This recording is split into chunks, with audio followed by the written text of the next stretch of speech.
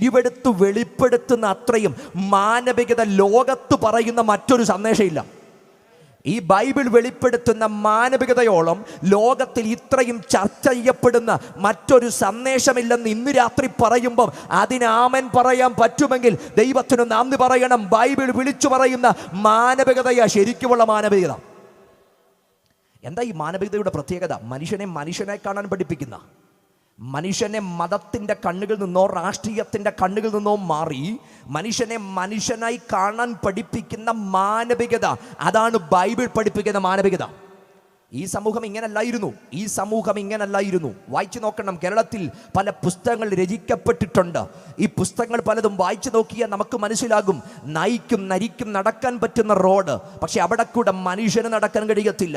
ചാതുർവർണ്ണ്യവും അതിൻ്റെതായ വ്യത്യസ്ത ആചാരങ്ങൾ കൊണ്ട് മനുഷ്യനെ മനുഷ്യനായി കാണാൻ കഴിയാതെ ജാതിയുടെയും മതത്തിൻ്റെയും വർണ്ണത്തിൻ്റെയും വർഗത്തിൻ്റെയും പേരിൽ മനുഷ്യനെ തമ്മിൽ പിരിച്ച് അവന് പലയടി ദൂരം ആ ഉന്നത ജാതീയനുമായിട്ട് വെച്ച് അളന്നു തിരിച്ച് മനുഷ്യനെ സമൂഹത്തിനകത്ത് ഏറ്റവും അവനെ ഭീകരമായ നിലവാരങ്ങളിൽ അടിമ വ്യാപാരവും അടിമ ചന്തയുമൊക്കെ നിലനിന്ന നാടായിരുന്നു സാക്ഷര സമ്പന്നമായ കേരളം.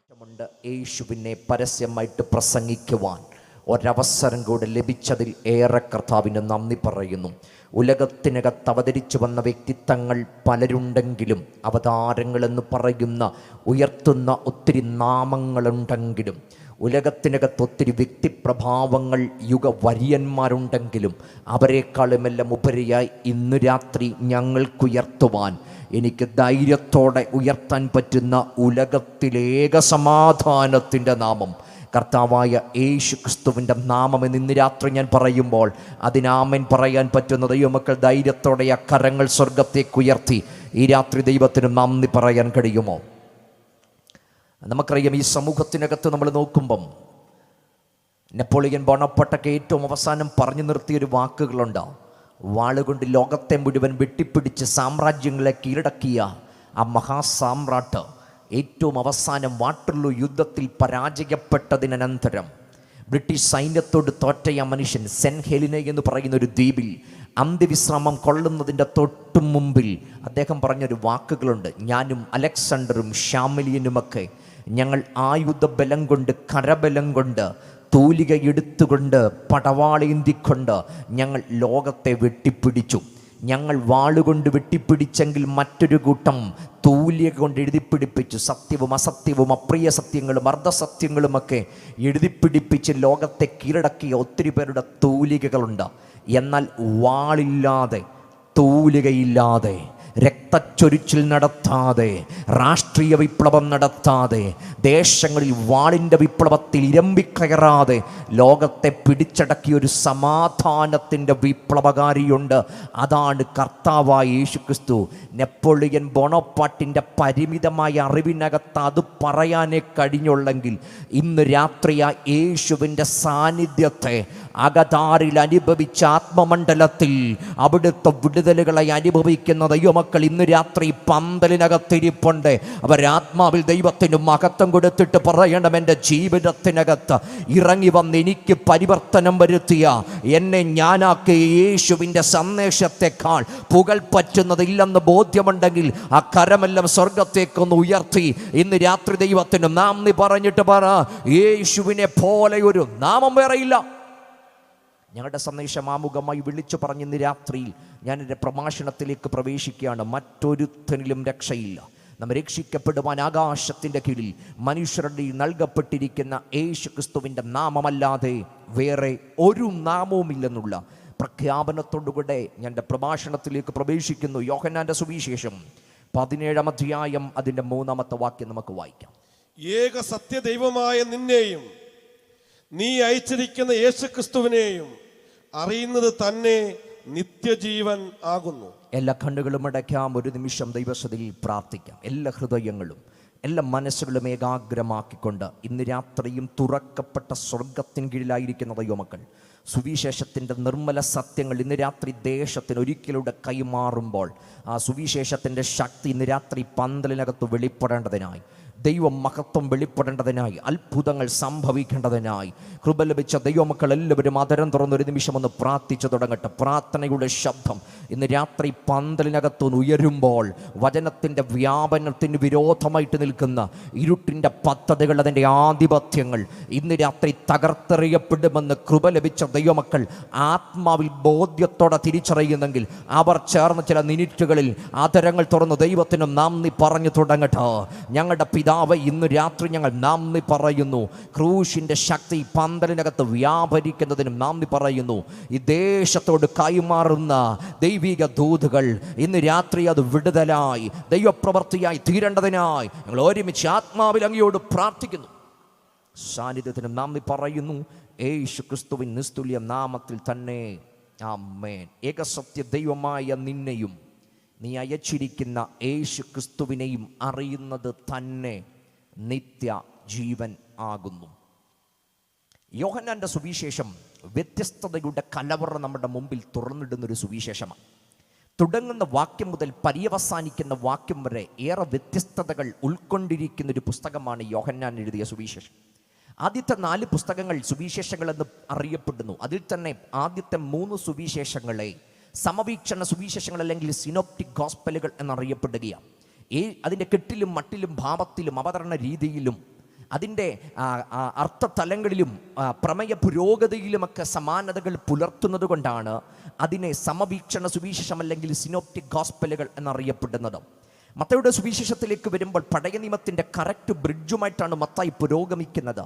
വിശ്വാസികളുടെ പിതാവായ അബ്രഹാമിൻ്റെ ചരിത്രം പറഞ്ഞു തുടങ്ങി ആ വംശാവലികളെ പറഞ്ഞുകൊണ്ട് വിശ്വാസത്തിൻ്റെ നായകനായ സകലത്തിൻ്റെയും പൂർത്തീകരണ ഭാവമായ ക്രിസ്തുവിലേക്ക് കൊണ്ടെത്തിക്കുന്ന മനോഹരമായി വാഗ്ദത്തം മഷികയെന്ന് വെളിപ്പെടുത്തുന്ന പുസ്തകമാണ് മത്തായിയുടെ സുവിശേഷം. എന്നാൽ മർക്കോസിലേക്ക് വരുമ്പം മർക്കോസ് ഒരല്പം കൂടെ പുറകിൽ സഞ്ചരിച്ച് പഴയ നിയമത്തിൻ്റെ ഒരു പ്രവചനം, യെശയ്യാ പ്രവാചകനിൽ ഒരു പ്രവചനം ഉദ്ധരിച്ചുകൊണ്ട് തുടങ്ങിയിട്ട് പ്രവചനങ്ങളുടെ പൂർത്തീകരണമായ ദൈവത്തിൻ്റെ ദാസനായ ക്രിസ്തുവിനെ മനോഹരമായിട്ട് 16 അധ്യായങ്ങൾക്കകത്ത് വരച്ചു കാട്ടുകയാണ്.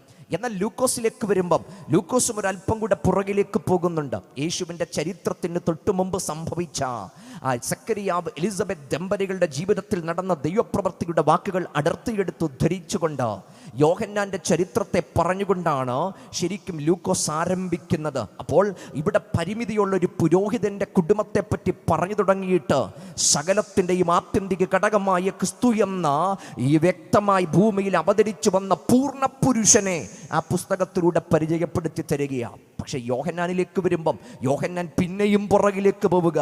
പിന്നെയും പുറകിലേക്ക് പോകുന്നുവെന്ന് പറയുമ്പം അതിന് പുറകിലേക്ക് ഇനി പോകാൻ കഴിയത്തില്ല. അവിടെ വരെ യോഹന്നാൻ പോവുകയാ.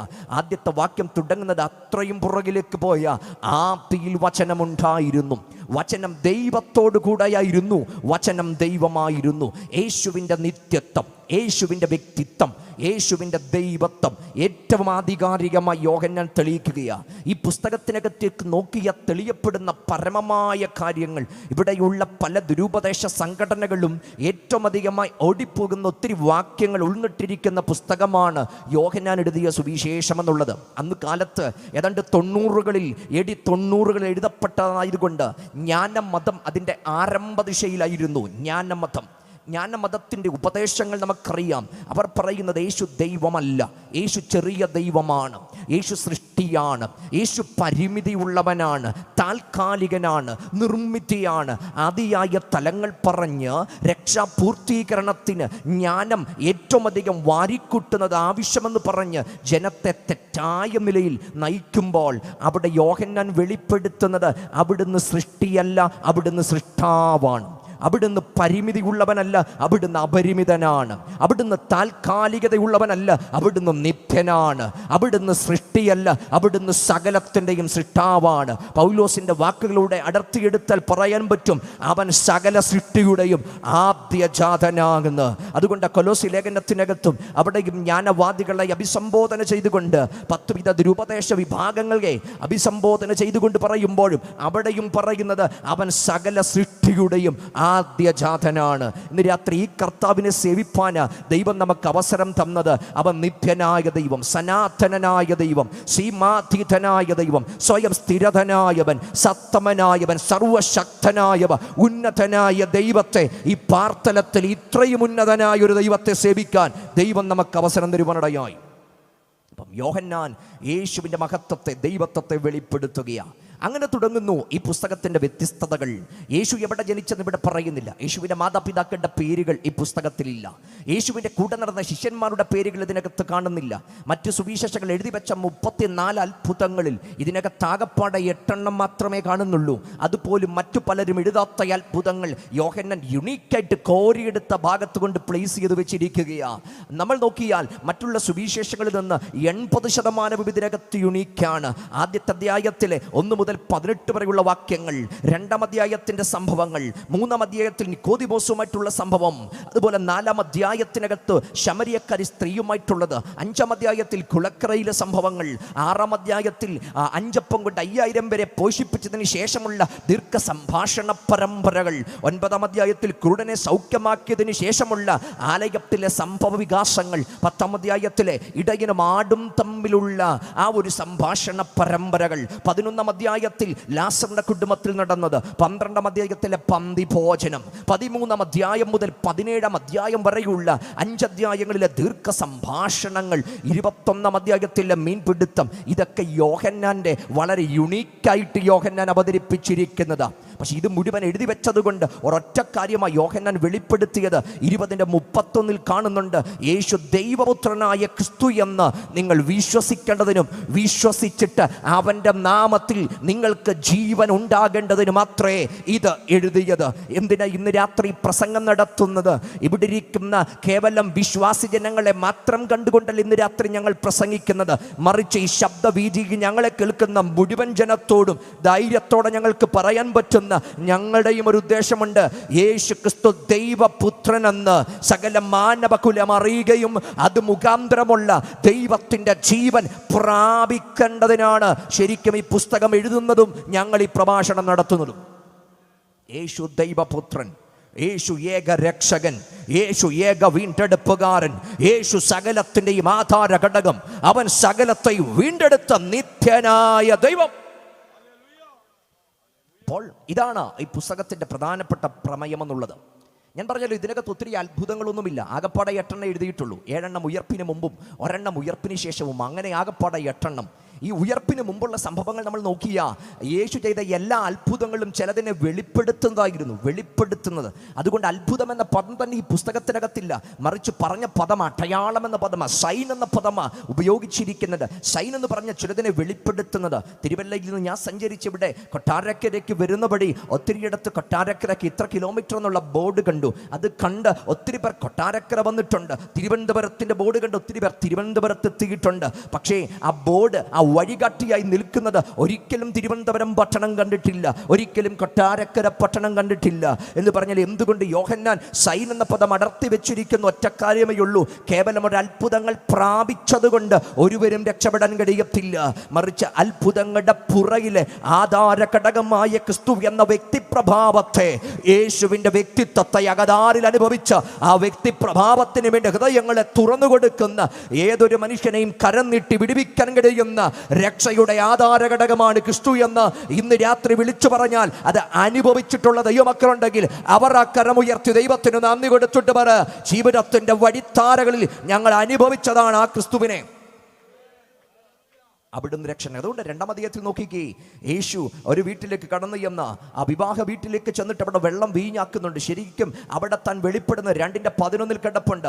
ഇങ്ങനെ യേശു അടയാളങ്ങളുടെ ആരംഭമായി ഗലീലയിലെ കാനാവിൽ വെച്ചു തൻ്റെ മഹത്വം വെളിപ്പെടുത്തി. ഹി റിവീൽ ഹിസ് ഗ്ലോറി, തൻ്റെ മഹത്വം അവിടുന്ന് വെളിപ്പെടുത്തി. അതിനകത്തൊരു ആശയം കിടപ്പുണ്ട്. പഴയ നിയമത്തിൻ്റെ മധ്യസ്ഥനായ മോശ ഇതുപോലെ കളറിൽ മാറ്റമുള്ളൊരു അത്ഭുതം ചെയ്തിട്ടുണ്ടായിരുന്നു. മനുഷ്യന് കുടിക്കാൻ പറ്റുന്ന വെള്ളം കുടിക്കാൻ കഴിയാത്ത രക്തമാക്കി തീർത്തു. ന്യായവിധിയുടെ അടയാളമായിട്ട് ഈ മിസ്രൈമ്യ സന്തതികൾക്ക് നേരെ മോശയിൽ കൂടെ ദൈവം ചെയ്ത ന്യായവിധിയുടെ പ്രവൃത്തിയായിരുന്നു. പക്ഷെ പുതിയ നിയമത്തിലേക്ക് വരുമ്പം ന്യായവിധികളെയും ന്യായപ്രമാണത്തെയും നീക്കുവാൻ ഇറങ്ങി വന്ന സാക്ഷാൽ മഹാപുരോഹിതൻ, പുതിയ നിയമത്തിന്റെ മധ്യസ്ഥൻ ചെയ്ത അത്ഭുതമെന്ന് പറഞ്ഞാൽ അവൻ കേവലം മനുഷ്യന് കുടിക്കാൻ പറ്റുന്നത് കുടിക്കാൻ പറ്റാതാക്കുകയല്ല, കുടിക്കാൻ പറ്റുന്നതിനെ ഏറെ മാധുര്യമായ വീഞ്ഞാക്കി പരിവർത്തനം ചെയ്തുകൊണ്ട് വെളിപ്പെടുത്തിയത് അവിടുന്ന് പുതിയ നിയമത്തിന്റെ മധ്യസ്ഥനാണ്.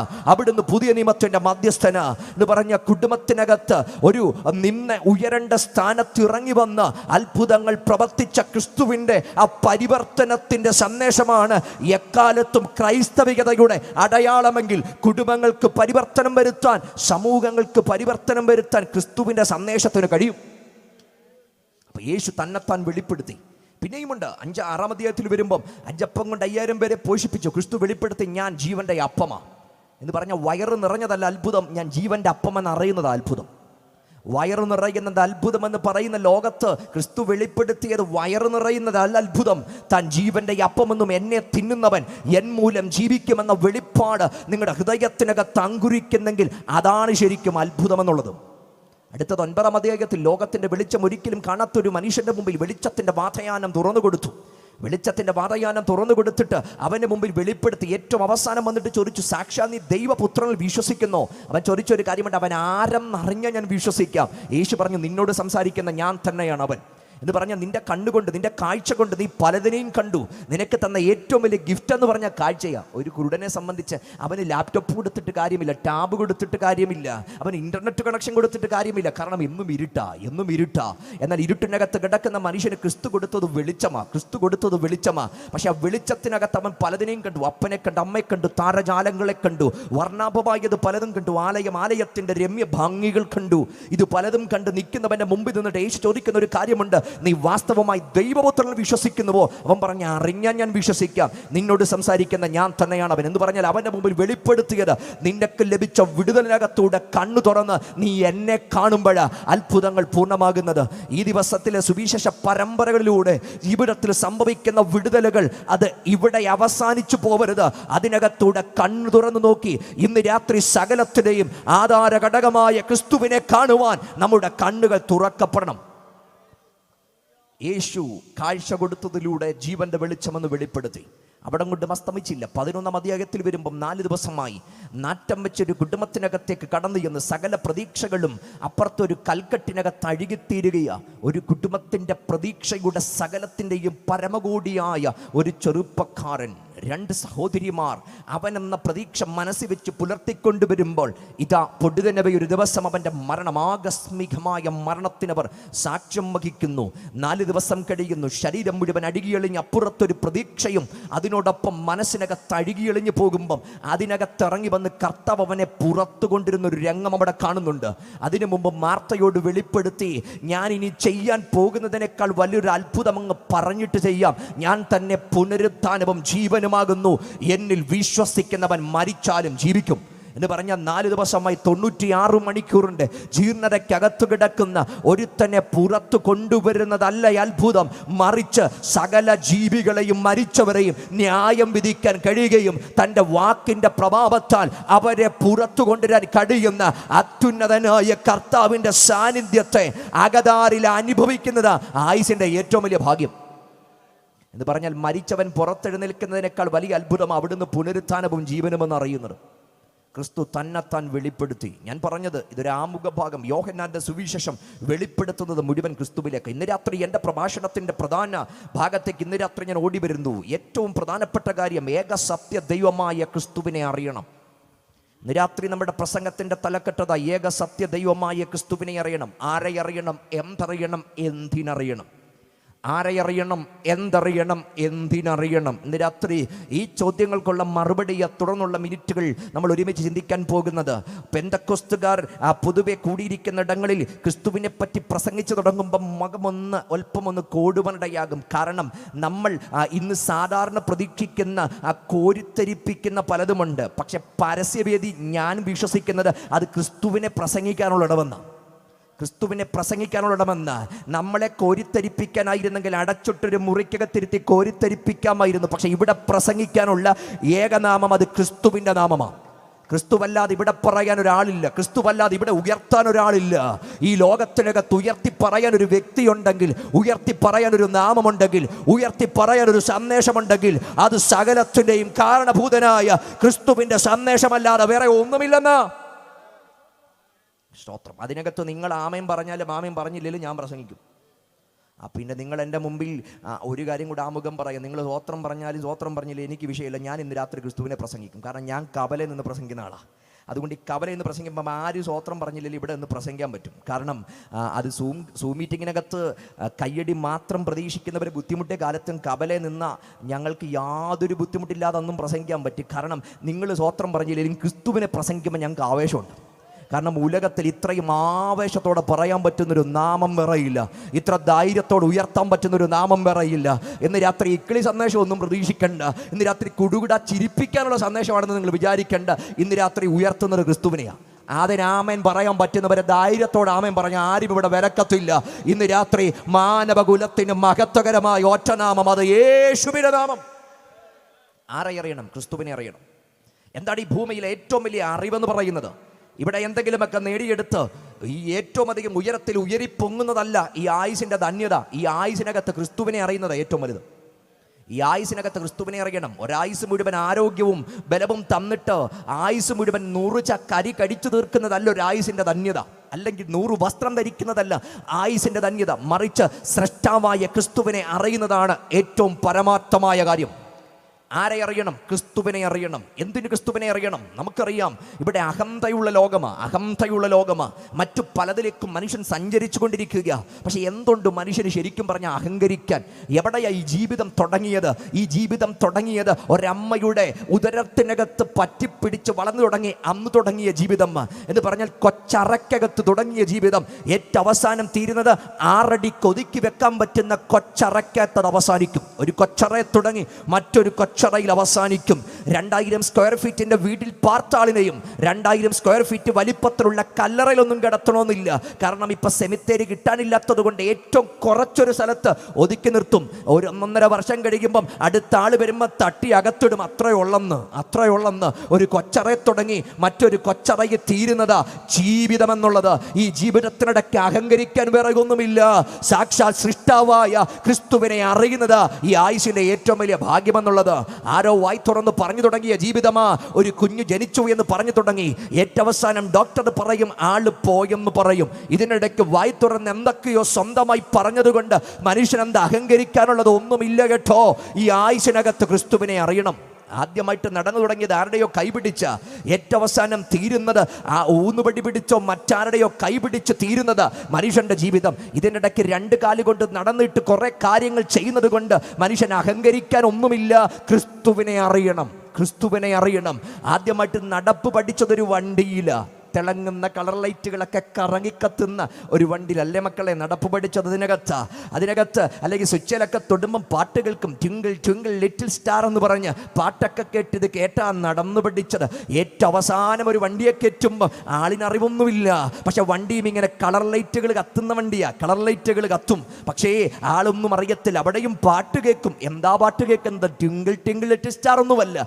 നാട്ടുകാരെ മുഴുവൻ പേടിപ്പിച്ചുകൊണ്ട് പോകുന്നേ ഞാനും എൻ ഗ്രഹം തേടി എന്ന് പറഞ്ഞ് പാട്ടും പാടി ഈ വാഹനത്തിന്റെ തൊട്ടു മുമ്പിൽ പാട്ടുമായിട്ട് പോവുക. ഒരു നാട്ടുകാരെ മുഴുവൻ പേടിക്കുക. നെഞ്ചുവേദനയുള്ളവരൊക്കെ നെഞ്ചത്ത് കൈവച്ച് ആ പാട്ട് കേൾക്കുമ്പോൾ പറയും ശവം വരുന്നുണ്ട്. അപ്പൊ എവിടെ തുടങ്ങി യാത്രയാ? നടപ്പ് പഠിച്ചതൊരു വണ്ടിയിൽ, നടപ്പ് തീരുന്നത് മറ്റൊരു വണ്ടിയിൽ. ആദ്യം കിടന്നത് തൊട്ടില്ല, അവസാനം തീരുന്നത് പെട്ടിയില. തൊട്ടിൽ തുടങ്ങി പെട്ടി തീരും. ഇതിൻ്റെ ഇടയ്ക്ക് ഈട്ടിത്തടി കൊണ്ട് നല്ലൊരു കട്ടിലുണ്ടാക്കി ആ കട്ടിൽ കിടന്നത് കൊണ്ട് അഹങ്കരിക്കാൻ വല്ലതും ഉണ്ടോ? ഒന്നും അഹങ്കരിക്കാനില്ല. സൃഷ്ടാവിനെ അറിയണം. ഇന്ന് രാത്രി ധൈര്യത്തോടെ ഞാൻ വിളിച്ചു പറയുന്നതിന്റെ പിൻപിലെ കാര്യം, മനുഷ്യൻ അഹങ്കരിക്കാൻ ഒരു വകുപ്പില്ല, അഹങ്കരിക്കാൻ ഒരു സ്ഥാനമില്ല. മറിച്ച് ഈ ആയുസിനകത്ത് സകലത്തിന്റെയും ആധാര ഘടകമായ ക്രിസ്തുവിനെ അറിയണം.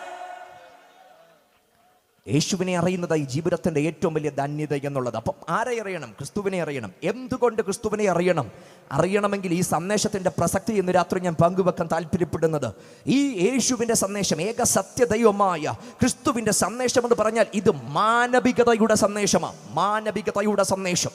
ഇവിടെ നമ്മൾ ആയിരിക്കുന്ന ഈ സമൂഹം ഏറ്റവും അധികം ചർച്ച ചെയ്യപ്പെടുന്ന ഒരു വിഷയമാണ് മാനവികത എന്ന് പറയുന്നത്. ഹ്യൂമാനിറ്റേറിയൻ കൺസെപ്റ്റ് ഏറ്റവും അധികം സമൂഹം ചർച്ച ചെയ്യപ്പെടുന്നതാണ് മാനവികതയുടെ കൺസെപ്റ്റുകൾ, മാനവികതയുടെ സന്ദേശങ്ങൾ. പക്ഷെ സമൂഹത്തിൻ്റെ കോണിനകത്ത് നോക്കുമ്പം മാനവികത എവിടെയാണ് നമുക്ക് കണ്ടെത്താൻ കഴിയുന്നത്? ഈ സമൂഹത്തിനകത്ത് അവിടെ മാനവികതയുള്ളത്, ഈ സമൂഹത്തിൻ്റെ അവിടെ മാനവിക മൂല്യങ്ങൾ ഇന്ന് ചർച്ച ചെയ്യപ്പെടുന്നത് നമുക്കതെവിടെയും കാണാൻ കഴിയാതെ ഇരിക്കുന്ന ലോകത്ത് ഈ തിരുവെടുത്ത് വെളിപ്പെടുത്തുന്ന അത്രയും മാനവികത ലോകത്ത് പറയുന്ന മറ്റൊരു സന്ദേശമില്ല.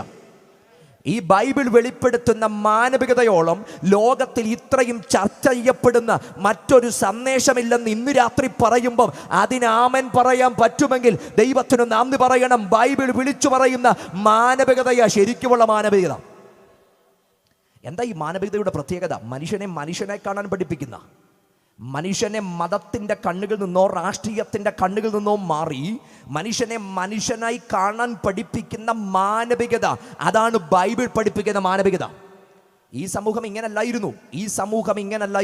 വായിച്ചു നോക്കണം. കേരളത്തിൽ പല പുസ്തകങ്ങൾ രചിക്കപ്പെട്ടിട്ടുണ്ട്.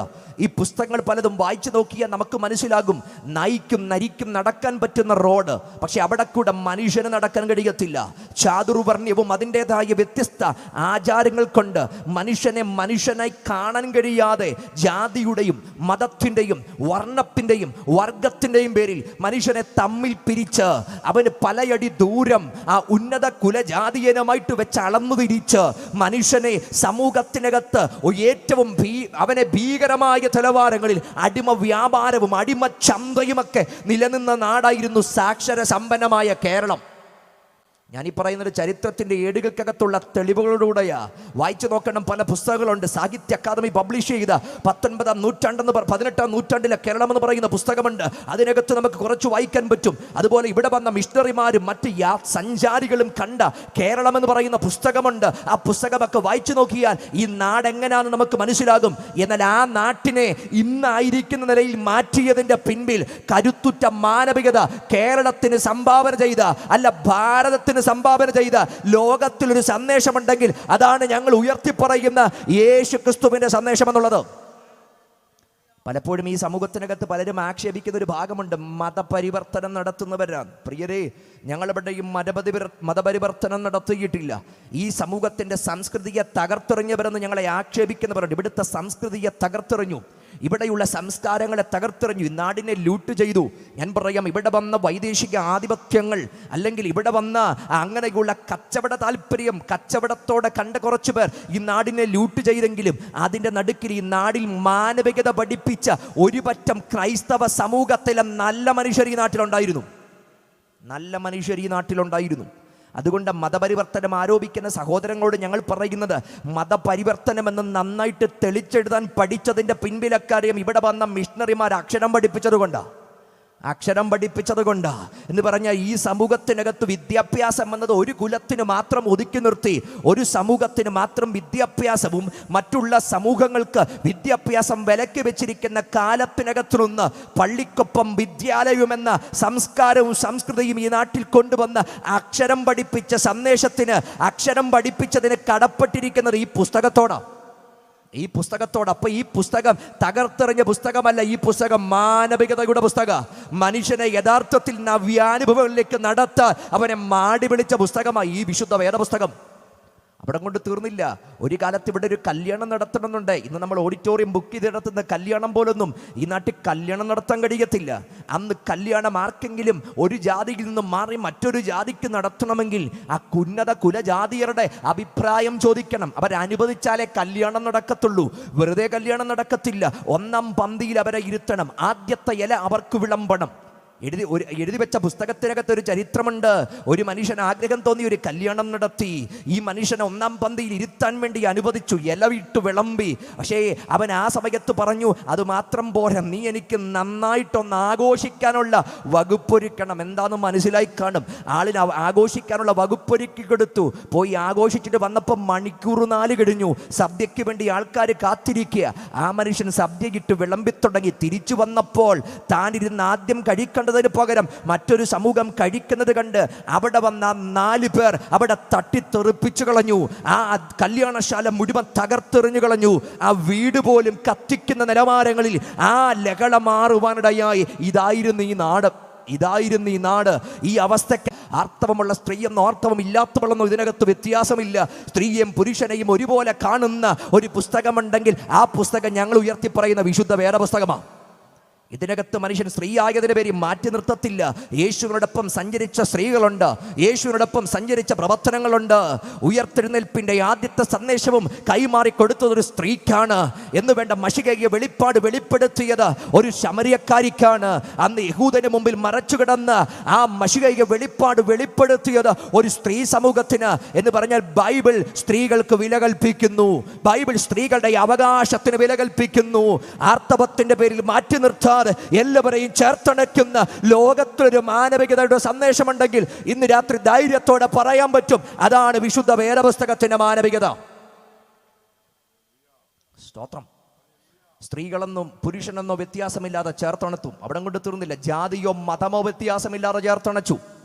ഇന്ന് ഈ നാട്ടിൽ നടക്കുന്ന സംഭവങ്ങൾ നോക്കിക്കഴിഞ്ഞാൽ ജാതിയുടെയും മതത്തിൻ്റെയും വർണ്ണത്തിൻ്റെയും വർഗത്തിൻ്റെയും പേരിൽ മനുഷ്യൻ തമ്മിലടിക്കുമ്പം അതിന് നടുവിൽ മാനവികത പഠിപ്പിച്ചതാരാ? ക്രിസ്തുവ മാനവികത പഠിപ്പിച്ചത്.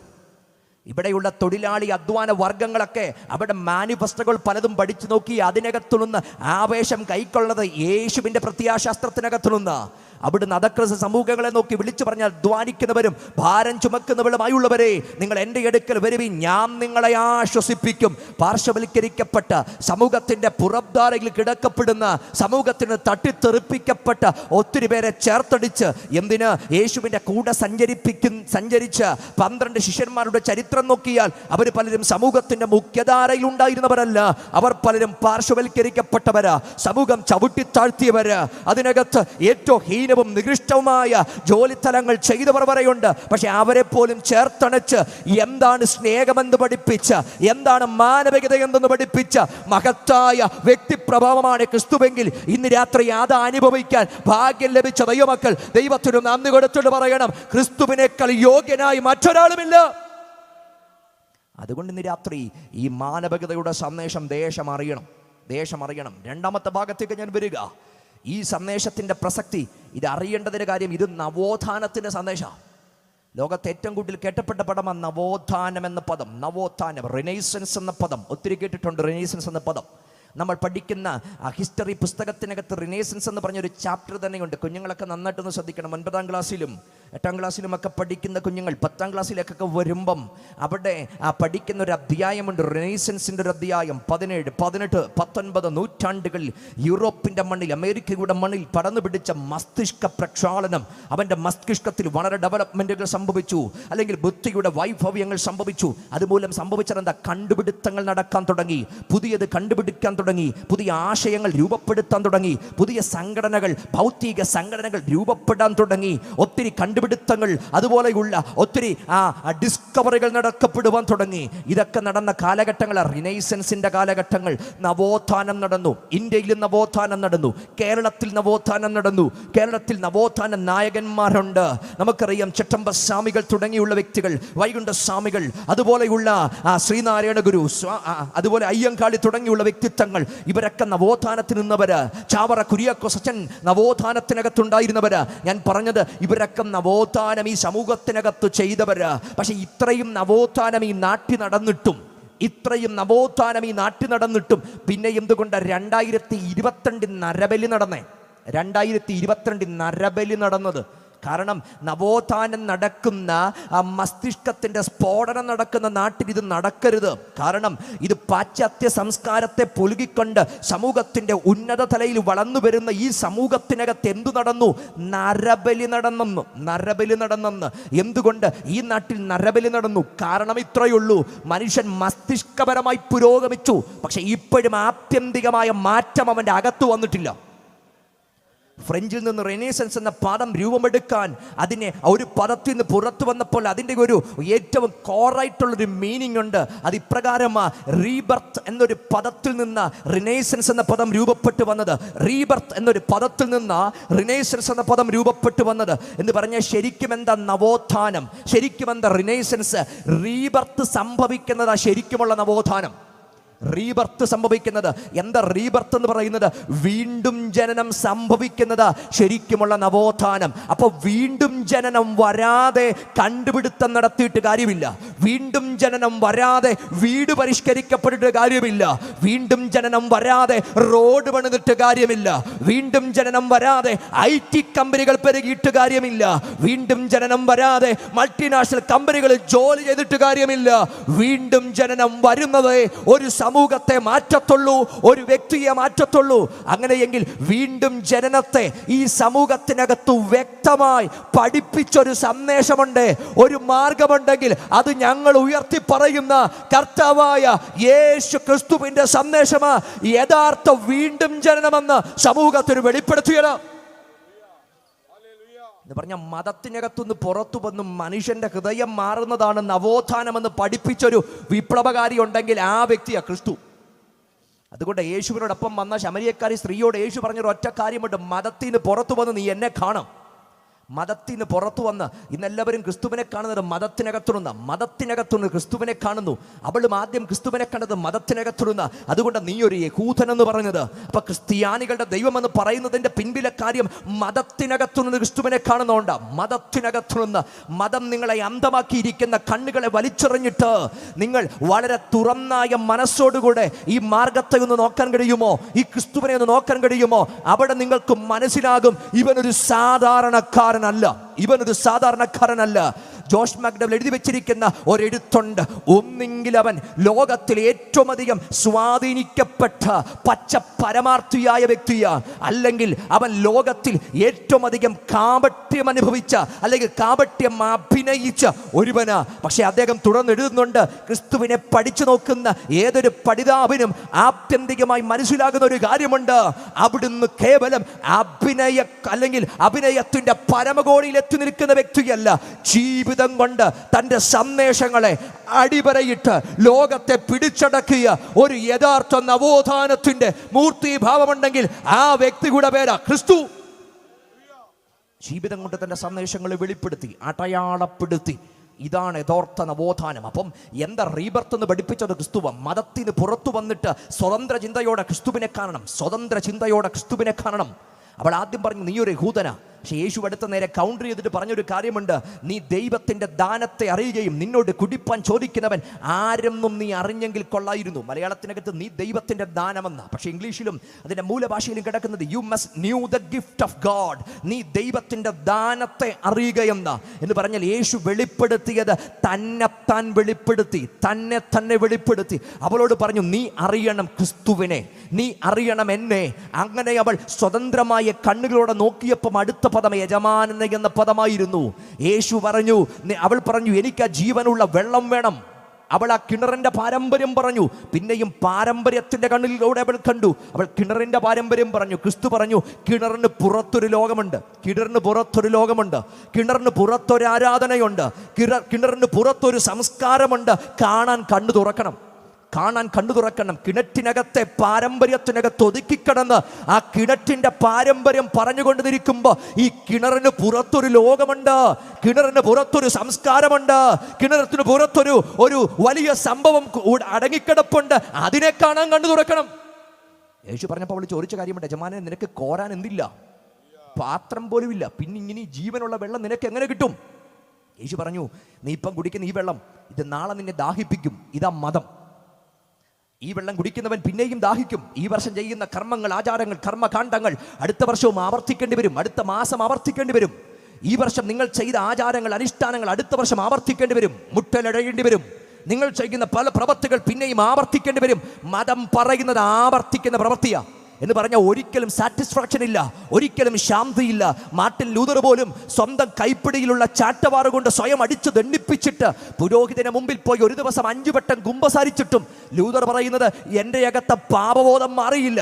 എൻ്റെ മതം എന്നോട് പറയുന്നത് പിന്നെയും പിന്നെയും പിന്നെയും പിന്നെയും നീ ചെയ്യുക. യെരുശലേമിൽ പള്ളിപണി നടക്കുന്നതിന് ഞാൻ അത് പാപവിമോചന ചീട്ട് തരുന്നുണ്ട്, നീ അത് വാങ്ങിക്കുക. വാങ്ങിച്ചാൽ നിന്റെ പാപം തീരുമാനടയാകും. പള്ളിപണി കഴിയുമ്പം അടുത്ത മറ്റൊരു പണി നടക്കും, അതിനും വാങ്ങിക്കണം പാപവിമോചന ചീട്ട്. മതം പറയുന്നതിനകത്ത് തൃപ്തിയില്ല കേട്ടോ, മതം പറയുന്നതിനകത്ത് ശാന്തിയില്ല കേട്ടോ.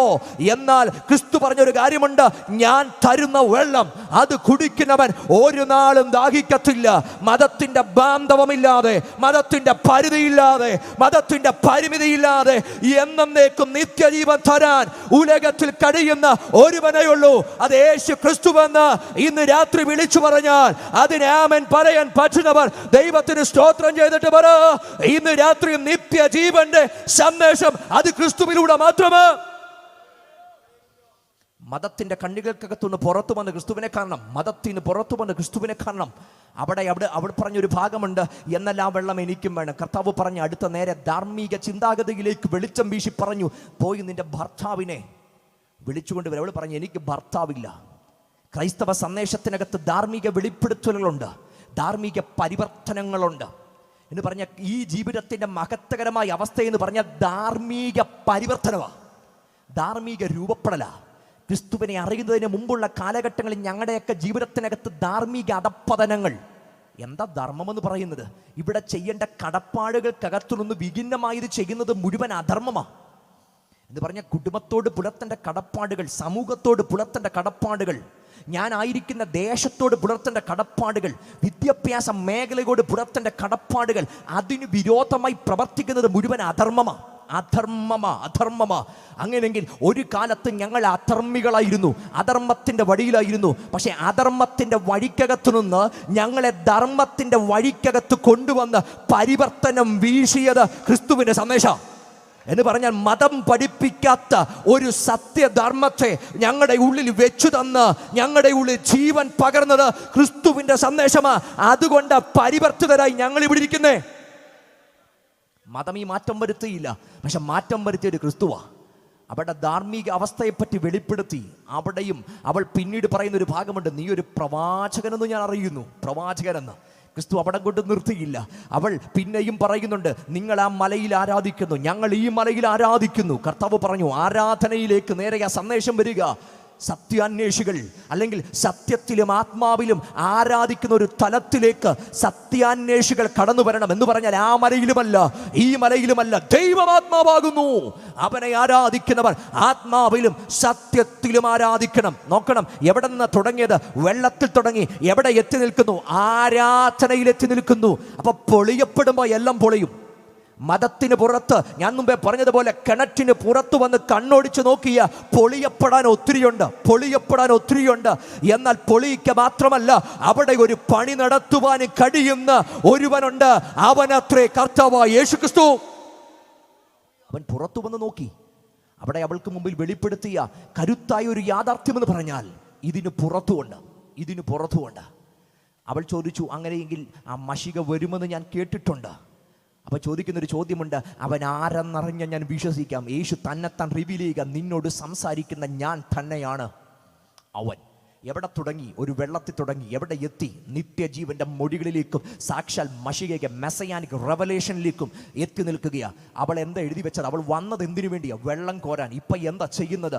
അവൾ പാത്രം പോലും ഇട്ടിട്ട് തിരിച്ചോടി നാട്ടിൽ പോയി അവൾ വിളിച്ചു പറയുന്നു, ഞാൻ ആരെ കണ്ടെത്തി? ഞാൻ ക്രിസ്തുവിനെ കണ്ടെത്തി.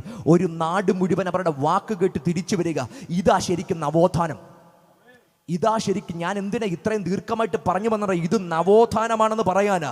കാരണം ഇവിടെ ഏത് സമയത്താ വെള്ളം കോരാൻ വന്ന? നട്ടുച്ച നേരത്ത് അന്ന് ഒറ്റ യഹൂദ സ്ത്രീകളും വെള്ളം കോരാൻ വരത്തില്ല എന്ന ധാർമ്മികമായിട്ട് അതപ്പതിച്ച അവളെ പ്രഭാതത്തിൽ വെള്ളം കോരാൻ കൂട്ടാൻ ആ നാട്ടിലാരും കാണത്തില്ല. പ്രദോഷത്തിൽ അവളെ കൂടെ കൊണ്ടുപോകാൻ ആരും ആ നാട്ടിൽ കാണത്തില്ല. അവരോടൊപ്പം സഞ്ചരിക്കാൻ അവൾക്കും താല്പര്യം കാണത്തില്ല.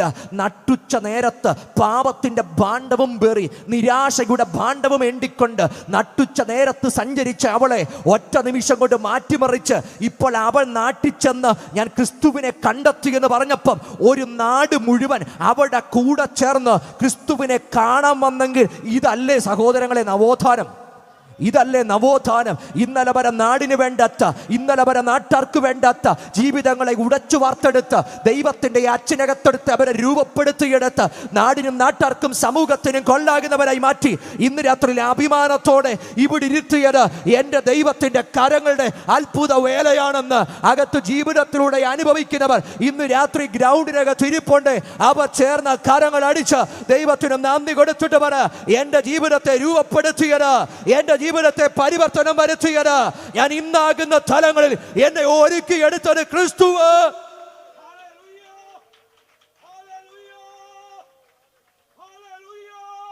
ഇതാണ് നവോത്ഥാനം. ഇതാണ് നവോത്ഥാനം. മനുഷ്യനെ ഇങ്ങനെ മാറ്റാൻ കഴിയുമെങ്കിൽ ഇതാണ് നവോത്ഥാനം. ഇത് മതത്തിന് കഴിഞ്ഞിട്ടുണ്ടോ? രാഷ്ട്രീയ പാർട്ടികൾക്ക് കഴിഞ്ഞിട്ടുണ്ടോ? വിപ്ലവ പ്രസ്ഥാനങ്ങൾക്ക് കഴിഞ്ഞിട്ടുണ്ടോ? ഇല്ലല്ലോ. ഈ നാട്ടിലും നടന്നിട്ടുണ്ട് നരബലി. അത് കേവലം 2022 ഇലന്തൂർ നടന്നതല്ല, അതിന് മുമ്പ് നടന്നിട്ടുണ്ട്. 1849 കോട്ടയത്ത് നടന്നിട്ടുണ്ട് നരബലി, ആലപ്പുഴയിൽ നടന്നിട്ടുണ്ട് നരബലി, എന്തിന് കൊല്ലത്ത് നടന്നിട്ടുണ്ട് നരബലി. ഈ നാട്ടിൽ നരബലി നടന്നു. ഞാൻ പറഞ്ഞത് നാളെയും നടക്കും. ഇലന്തൂര് നരബലി കേട്ടപ്പം ഇലന്തൂരുകാരെ കാണുമ്പോഴൊക്കെ കളിയാക്കി പറയുമായിരുന്നു. കുറച്ചു കാലം കഴിഞ്ഞപ്പം തിരുവല്ലയിൽ നിന്ന് 10 കിലോമീറ്റർ മാരം ദൂരത്ത് നിൽക്കുന്ന ഞാൻ ഒരു ദിവസം രാവിലെ TV മാധ്യമങ്ങളിൽ കാണുന്നത് തൊട്ടടുത്ത് കുറ്റപ്പുഴയിൽ നടക്കാൻ അല്ലെങ്കിൽ കഷ്ടിച്ചൊരു സഹോദരി രക്ഷപ്പെട്ടു. കഷ്ടിച്ചൊരു സഹോദരി നരബലിക്കകത്തുനിന്ന് രക്ഷപ്പെട്ടു. ഞാൻ പറഞ്ഞത് സാക്ഷരത സമ്പന്നതയുടെ കേരളത്തിലെ തന്നെ ഏറ്റവും പ്രൗഢഗംഭീരമെന്ന് പറയുന്ന പല സ്ഥലങ്ങൾക്കകത്തും എന്തു നടക്കുന്നു? നരബലി നടക്കുന്നു. ഞാൻ പറഞ്ഞതിൻ്റെ കാര്യം, ഈ സമൂഹം ഒന്നും മാറിയിട്ടില്ല. ഈ സമൂഹം ഒന്നും മാറിയിട്ടില്ല. ഒരു മാറ്റവും ഇവിടെ വന്നിട്ടില്ല. 1849 നരബലി നടന്നതിൻ്റെ ഒരു കാരണം ഞാൻ പറയാം. കോട്ടയത്തൊരു വലിയ പ്രമാണി അദ്ദേഹം പണിത തടയണകൾ മഴക്കാലത്ത് തട്ടി തകർന്നു പോവുകയാണ്. ആരോ തന്നോട് പറഞ്ഞു കൊടുത്തു, നിനക്കൊരു ശാപമുണ്ട്, ഈ ശാപം കൊണ്ട് ആ തടയണ തകർന്നു പോകുന്നത്. ആ ശാപം മാറാൻ ഒരു വഴി പറഞ്ഞു തരാം. 15ഉം 16ഉം വയസ്സുള്ള പെൺകുട്ടികളെ കിട്ടിയാൽ അവിടെ കഴുത്തറത്ത് രക്തം ആ തടയണയുടെ മേൽ ഒഴിച്ചു കഴിഞ്ഞാൽ ഈ നാടിൻ്റെ ശാപം മാറും, തടയണയുടെ ശാപം മാറും. പിന്നെ മഴയത്തത് പൊട്ടിത്തകരത്തില്ലെന്ന് ആ മനുഷ്യനത് ചെയ്തു. 14ഉം 15ഉം വയസ്സ് പ്രായമുള്ള 3 പെൺകുട്ടികളെ തടയണയുടെ മുമ്പിൽ കൊണ്ടുവന്ന് കഴുത്തറത്തവിടെ രക്തമോടെ ചീറിത്തെറിപ്പിച്ചൊഴിച്ചു. എവിടെ നടന്നത്? കേരളത്തിൽ നടന്നത്. ഇപ്പോഴെന്തിനാ നരബലി നടന്നത്? ഐശ്വര്യം കിട്ടാൻ, സമൃദ്ധി കിട്ടാൻ. 2 പേരെ 56 കഷ്ണവും 41 കഷ്ണവുമായിട്ട് വെട്ടിമുറിച്ചു.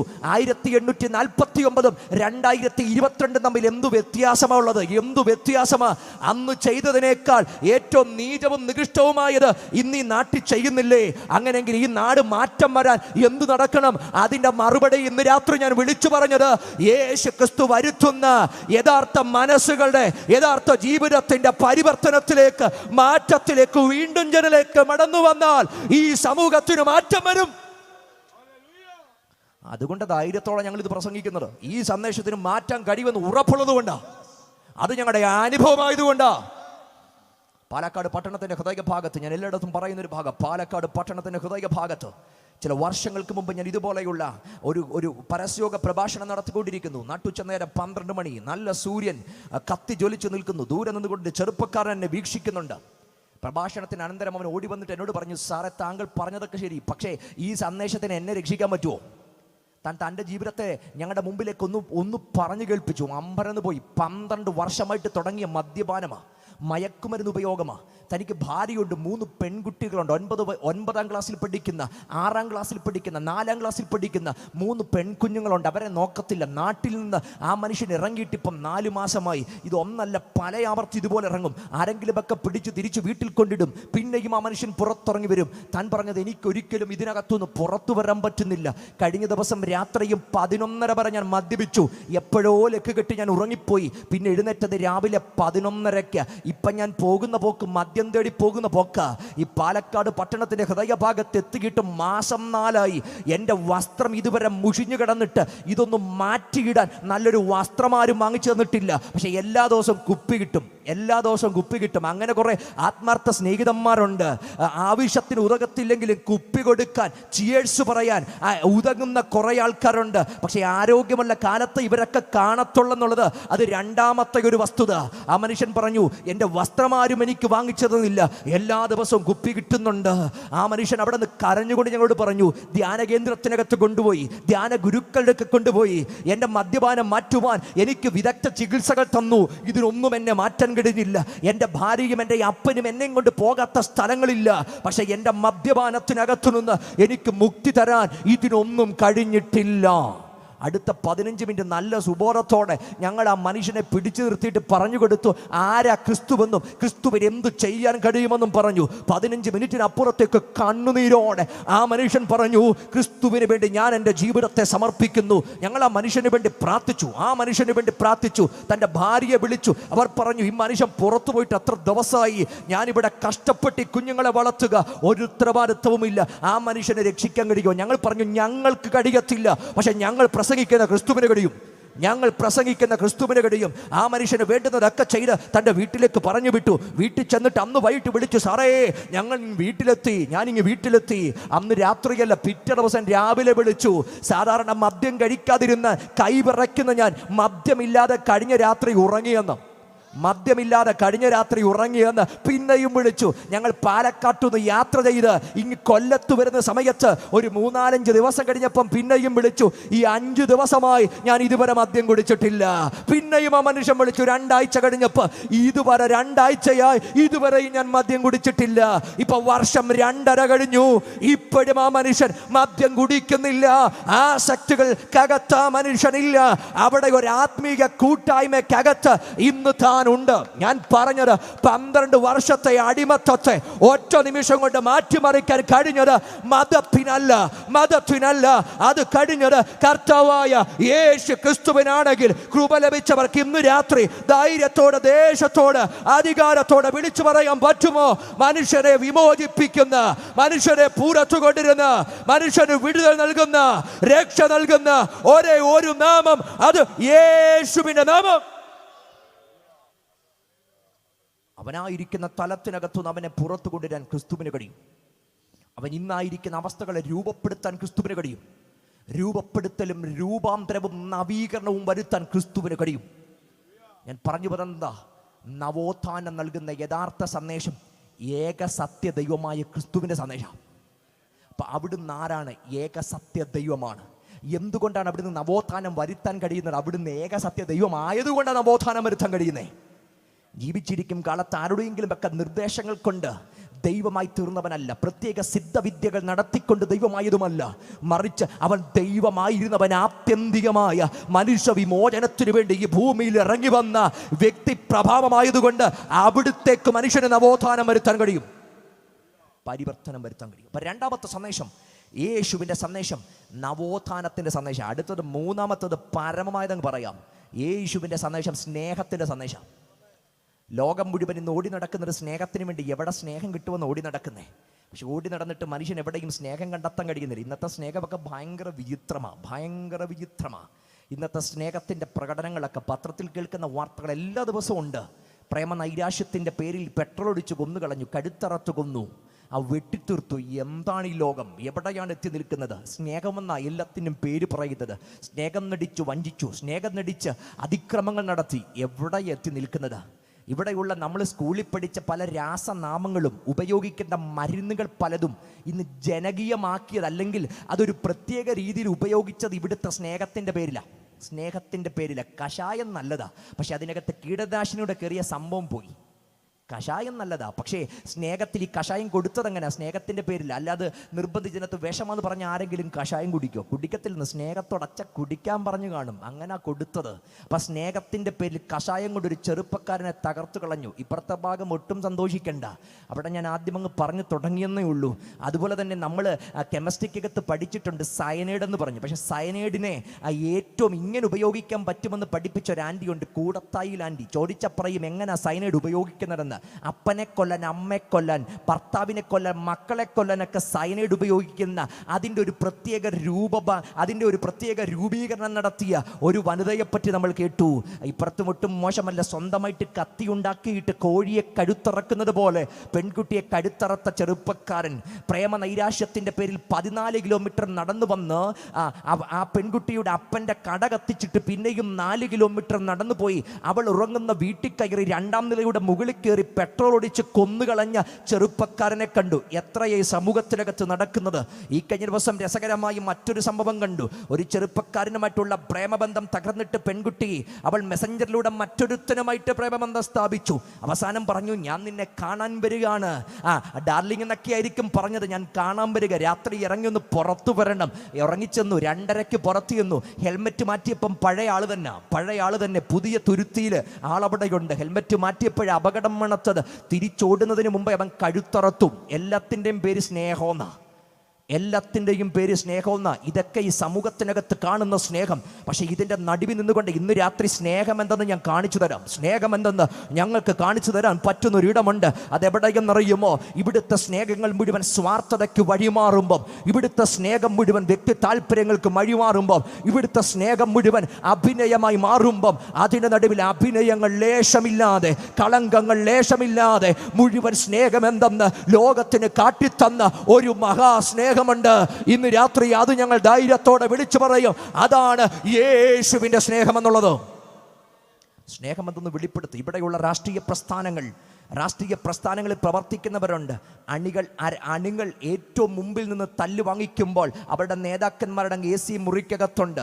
അണികളുടെ മക്കൾ സാധാ സ്കൂളിൽ പഠിക്കുമ്പോൾ ഏറ്റവും അധികം നേതാക്കന്മാരുടെ മക്കൾ ജർമ്മനിയിലും ഓസ്ട്രേലിയയിലും പഠിക്കുന്നുണ്ട് എന്ന് പറഞ്ഞാൽ അണികളെ മുമ്പിൽ നിർത്തി തല്ല് വാങ്ങിച്ചിട്ട് AC മുറിയിലിരിക്കുന്ന നേതാക്കന്മാരെ ലോകം കണ്ടിട്ടുണ്ട്. പക്ഷെ ഞങ്ങൾ പരിചയപ്പെടുത്തുന്ന ഒരുവനുണ്ട്, ഒരു നേതാവുണ്ട്. സ്നേഹിതന്മാർക്ക് വേണ്ടി ജീവനെ കൊടുക്കുന്നതിലും വലിയ സ്നേഹമില്ലെന്ന് പറഞ്ഞിട്ട് അവർക്ക് വേണ്ടി ജീവൻ കൊടുത്ത ഒരുവനെ ഞങ്ങൾക്ക് പരിചയപ്പെടുത്താനുള്ളത്. അവന്റെ പേര് കർത്താവായ യേശുക്രിസ്തു. ഇവിടെ സ്നേഹം മുത്തുകടിയുമ്പം കയ്യിൽ ഒരല്പം ബ്ലേഡ് കൊണ്ടൊന്ന് പോറിയിട്ട് 4 ഡ്രോപ്പ് ബ്ലഡ് വരും. ഈ 4 ഡ്രോപ്പ് ബ്ലഡ് എടുത്തിട്ട് വെള്ളപ്പേപ്പറിനകത്ത് ഐ ലവ് യു എന്ന് എഴുതി കൊടുക്കുമ്പോൾ വെളിപ്പെടുത്തുന്നത് സ്നേഹമാണെന്ന് പറയുന്നത്. കയ്യിലെ ഒരു 4 ഡ്രോപ്പ് വെള്ളത്തിനകത്ത് അല്ലെങ്കിൽ ഒരു ചോരക്കകത്തായി ഐ ലവ് യു പറയുന്നൊരു സ്നേഹമെന്ന് പറയും. പക്ഷെ എനിക്ക് കാണിച്ചു തരാൻ പറ്റുന്നൊരു സ്നേഹമെന്ന് പറഞ്ഞാൽ 4 ഡ്രോപ്പ് ബ്ലഡ് അല്ല, മറിച്ച് തൻ്റെ അവസാന തുള്ളി രക്തം വരെയും മനുഷ്യന് വേണ്ടി ഊറ്റി തന്ന ഒരു മഹാസ്നേഹമുണ്ട്, ഒരു ഉത്തമമായ സ്നേഹമുണ്ട്, ഒരു ഉദാത്തമായ സ്നേഹമുണ്ട്. അതാണ് യേശുവിൻ്റെ സ്നേഹം. ഇന്ന് രാത്രി അറിയുവാണെങ്കിൽ ആ സ്നേഹത്തെ അറിയണം. ഓടി വരാൻ പറ്റുമ്പോൾ ചെറുപ്പക്കാരെ, ഇന്ന് രാത്രി എനിക്ക് നിങ്ങളെ നോക്കി ധൈര്യത്തോടെ വിളിച്ചു പറയാൻ പറ്റുവാണെങ്കിൽ സ്വാർത്ഥതയുടെ സ്നേഹത്തിന്, വഞ്ചനയുടെ സ്നേഹത്തിനകത്ത് കുടുങ്ങിപ്പോകുന്നതിന് മുമ്പേ ഇന്ന് രാത്രി അറിയണം, ഒരു സ്നേഹമുണ്ട് നിങ്ങൾക്ക് വേണ്ടി കാൽവറിയിൽ അവസാനത്തുള്ള രക്തം വരെയും ഊറ്റിത്തന്നൊരു മഹാസ്നേഹമുണ്ട്. കുടുങ്ങിപ്പോവരുത്, തകർന്നു പോവരുത്. ഈ ജീവിതം തകർന്നു പോകാൻ ഒത്തിരി നേരമൊന്നും വേണ്ട. അടുത്ത തലമുറയെ ഓർത്ത് ഭാരമകത്ത് തുളുമ്പിക്കിടക്കുക. കാരണം അവർ പോകുന്ന വഴിത്താര MDMA തുടങ്ങിയുള്ള മാരക ലഹരി മരുന്നുകൾക്കകത്ത് അടുത്ത തലമുറ നിൽക്കുമ്പം എവിടെ എത്തി നിൽക്കുന്നത്? സ്നേഹം എന്തെന്ന് കഴിയുന്നില്ല. ഞാൻ ചോദിക്കട്ടെ, അടുത്ത് ഏറ്റവും സ്നേഹിക്കുന്ന ഒരാളുണ്ടെങ്കിൽ അതിനേക്കാൾ അപ്പുറത്തേക്ക് അവൻ സഞ്ചരിക്കോ? അങ്ങനെയെങ്കിൽ നിങ്ങളെപ്പോലൊരു ചെറുപ്പക്കാരന് നിങ്ങളോട് പങ്കുവെക്കാനുള്ളത്, അറിയണം നിങ്ങൾ ഈ സ്നേഹത്തെ, അറിയണം നിങ്ങൾ ഈ ക്രിസ്തുവിനെ. ഹൃദയം തുറന്നു കൊടുക്കണം ക്രിസ്തുവിന് വേണ്ടി. ആയുസ്സിൽ ഒരു സ്നേഹത്തിനും നിങ്ങളെ വഴിമാറ്റാൻ കഴിയത്തില്ല. കാരണം ഈ ക്രിസ്തു നിങ്ങളുടെ ജീവിതത്തെ നിയന്ത്രിക്കാൻ തുടങ്ങിയാൽ, ക്രിസ്തു നിങ്ങളുടെ ജീവിതത്തെ പരിവർത്തനം നടത്താൻ തുടങ്ങിയാൽ, ഈ ആയുസ്സിൽ ഒരു മനുഷ്യനും വേർപിരിക്കാൻ കഴിയാത്ത ആഴമായൊരു സ്നേഹമായത്. ഈ സ്നേഹം വെളിപ്പെട്ട സ്ഥലമുണ്ട്. ഗബദ, ഗെത്സമന, ഗബദ, ഗോൽഗോത്ത. നിങ്ങൾ ആ തലങ്ങളിലേക്കൊന്ന് വരണം. ജോഷ് മക്ഡവൽ എന്ന് പറയുന്ന ഒരു എഴുത്തുകാരൻ്റെ പുസ്തകം ഞാൻ വായിച്ചിട്ടുണ്ട്. ഒരു വിധി അർഹിക്കുന്ന പുതിയ തെളിവെന്നൊക്കെ പറയുന്ന തൻ്റെ പുസ്തകം, പുനരുദ്ധാന ഘടകം എന്ന് പറയുന്ന തൻ്റെ പുസ്തകം. ഈ 2 പുസ്തകത്തിനകത്ത് യേശുവിൻ്റെ മരണത്തിൻ്റെ പ്രത്യേകത മനുഷ്യൻ എഴുതി വെച്ചിട്ടുണ്ട്. യേശുവിനെ അടിച്ചൊരു സ്ഥലം ഗബദ, നമുക്കെല്ലാം അറിയാം. ഗബദയ്ക്കുള്ളൊരു കൽത്തളം, ഒരു കൽക്കെട്ടവിടെയുണ്ട്. ഈ കൽക്കെട്ടിൻ്റെ അവിടേക്ക് ഒരു ചെറുപ്പക്കാരനെ, അവനെ ഇങ്ങനെ നേരെ പുറംതിരിച്ച് ചേർത്ത് കിട്ടും. ശരിക്കും അവിടെ അടിക്കുന്ന ചാട്ടമാണെന്ന് നമ്മളങ്ങ് പറയും. അത് റോമൻ ഫ്ലാഗ്രം. അത് കേവലം ഒരറ്റം മാത്രമല്ല, ഒരു ചാട്ടം മാത്രമല്ല, ഒരു കൈപ്പിടിക്കകത്ത്, ഒരു മരപ്പിടിക്കകത്ത് പല ആകൃതിയിലുള്ള, പല നീളത്തിലുള്ള 5 മുതൽ 7 വരെ ചാട്ടകൾ ഒറ്റ പിടിക്കകത്തുണ്ട്. ഇതിൻ്റെ ഓരോന്നിൻ്റെയും മറ്റു തീയക്കട്ടകളുണ്ട്, എല്ലിൻ കഷ്ണങ്ങളുണ്ട്, കുപ്പിച്ചില്ലുകൾ അതിൻ്റെ കൂടെ ചേർത്ത് അറ്റാച്ച് ചെയ്തിട്ടുണ്ട്. 5 മുതൽ 7 വരെയുള്ള ഒറ്റ കൈപ്പിടിക്കൊതുങ്ങുന്ന ചാട്ടകൾ എന്ന് പറഞ്ഞാൽ ഇത് ഒരുവൻ്റെ പുറത്തെ കടിച്ചു കഴിഞ്ഞാൽ ചിലപ്പോൾ ചിലത് തലയിൽ കൊള്ളും, ചിലപ്പോൾ ചിലത് പുറത്തു കൊള്ളും, ചിലത് നടുവിന് കൊള്ളും, ചിലത് അവൻ്റെ കാലിന്മേൽ കൊള്ളും. അങ്ങനെ വ്യത്യസ്ത ഭാഗങ്ങളിൽ ഒരേ സമയം ആഘാതമേൽപ്പിക്കും. ഇതാണ് യേശുവിൻ്റെ പുറത്തേക്ക് അവർ ആഞ്ഞാഞ്ഞടിക്കുവാനിടയായത്. റോമൻ ഫ്ലാഗ്രത്തെ ആ ഗബതയിൽ അവൻ്റെ പുറത്തേക്ക് ആഞ്ഞാഞ്ഞടിച്ചു. പിന്നെയും ജോഷ് മഗ്ലബ് എഴുതി വെക്കുന്നത് ഇപ്രകാരമാണ്: ഇത് ഒരുവൻ്റെ ദേഹത്ത് 3 അടി അടിച്ചു കഴിഞ്ഞാൽ തന്നെ അവൻ്റെ ഈ ശരീരത്തിൻ്റെ തോലുകൾ തകരപ്പെടും, അല്ലെങ്കിൽ അവൻ്റെ സ്കിന്ന് തകരപ്പെടും. അടുത്തത് 6 അടിയിൽ മുകളിലേക്ക് പോകുമ്പം അവൻ്റെ രക്തധമനികൾ തകർന്ന് രക്തം ധാരധാരയായി പൊട്ടി ഒഴുകിത്തുടങ്ങും. അടി ഒരു 15 മുതൽ 20 മുകളിലേക്ക് പോയി കഴിയുമ്പോൾ മാംസങ്ങൾ അടിയോടൊപ്പം അവിടെ ആ സ്ഥലത്ത് മുഴുവൻ ചിതറിത്തെറിക്കുവാനിടയാകും. ശ്രദ്ധിക്കണം, മാംസം ചിതറിത്തെറിക്കും.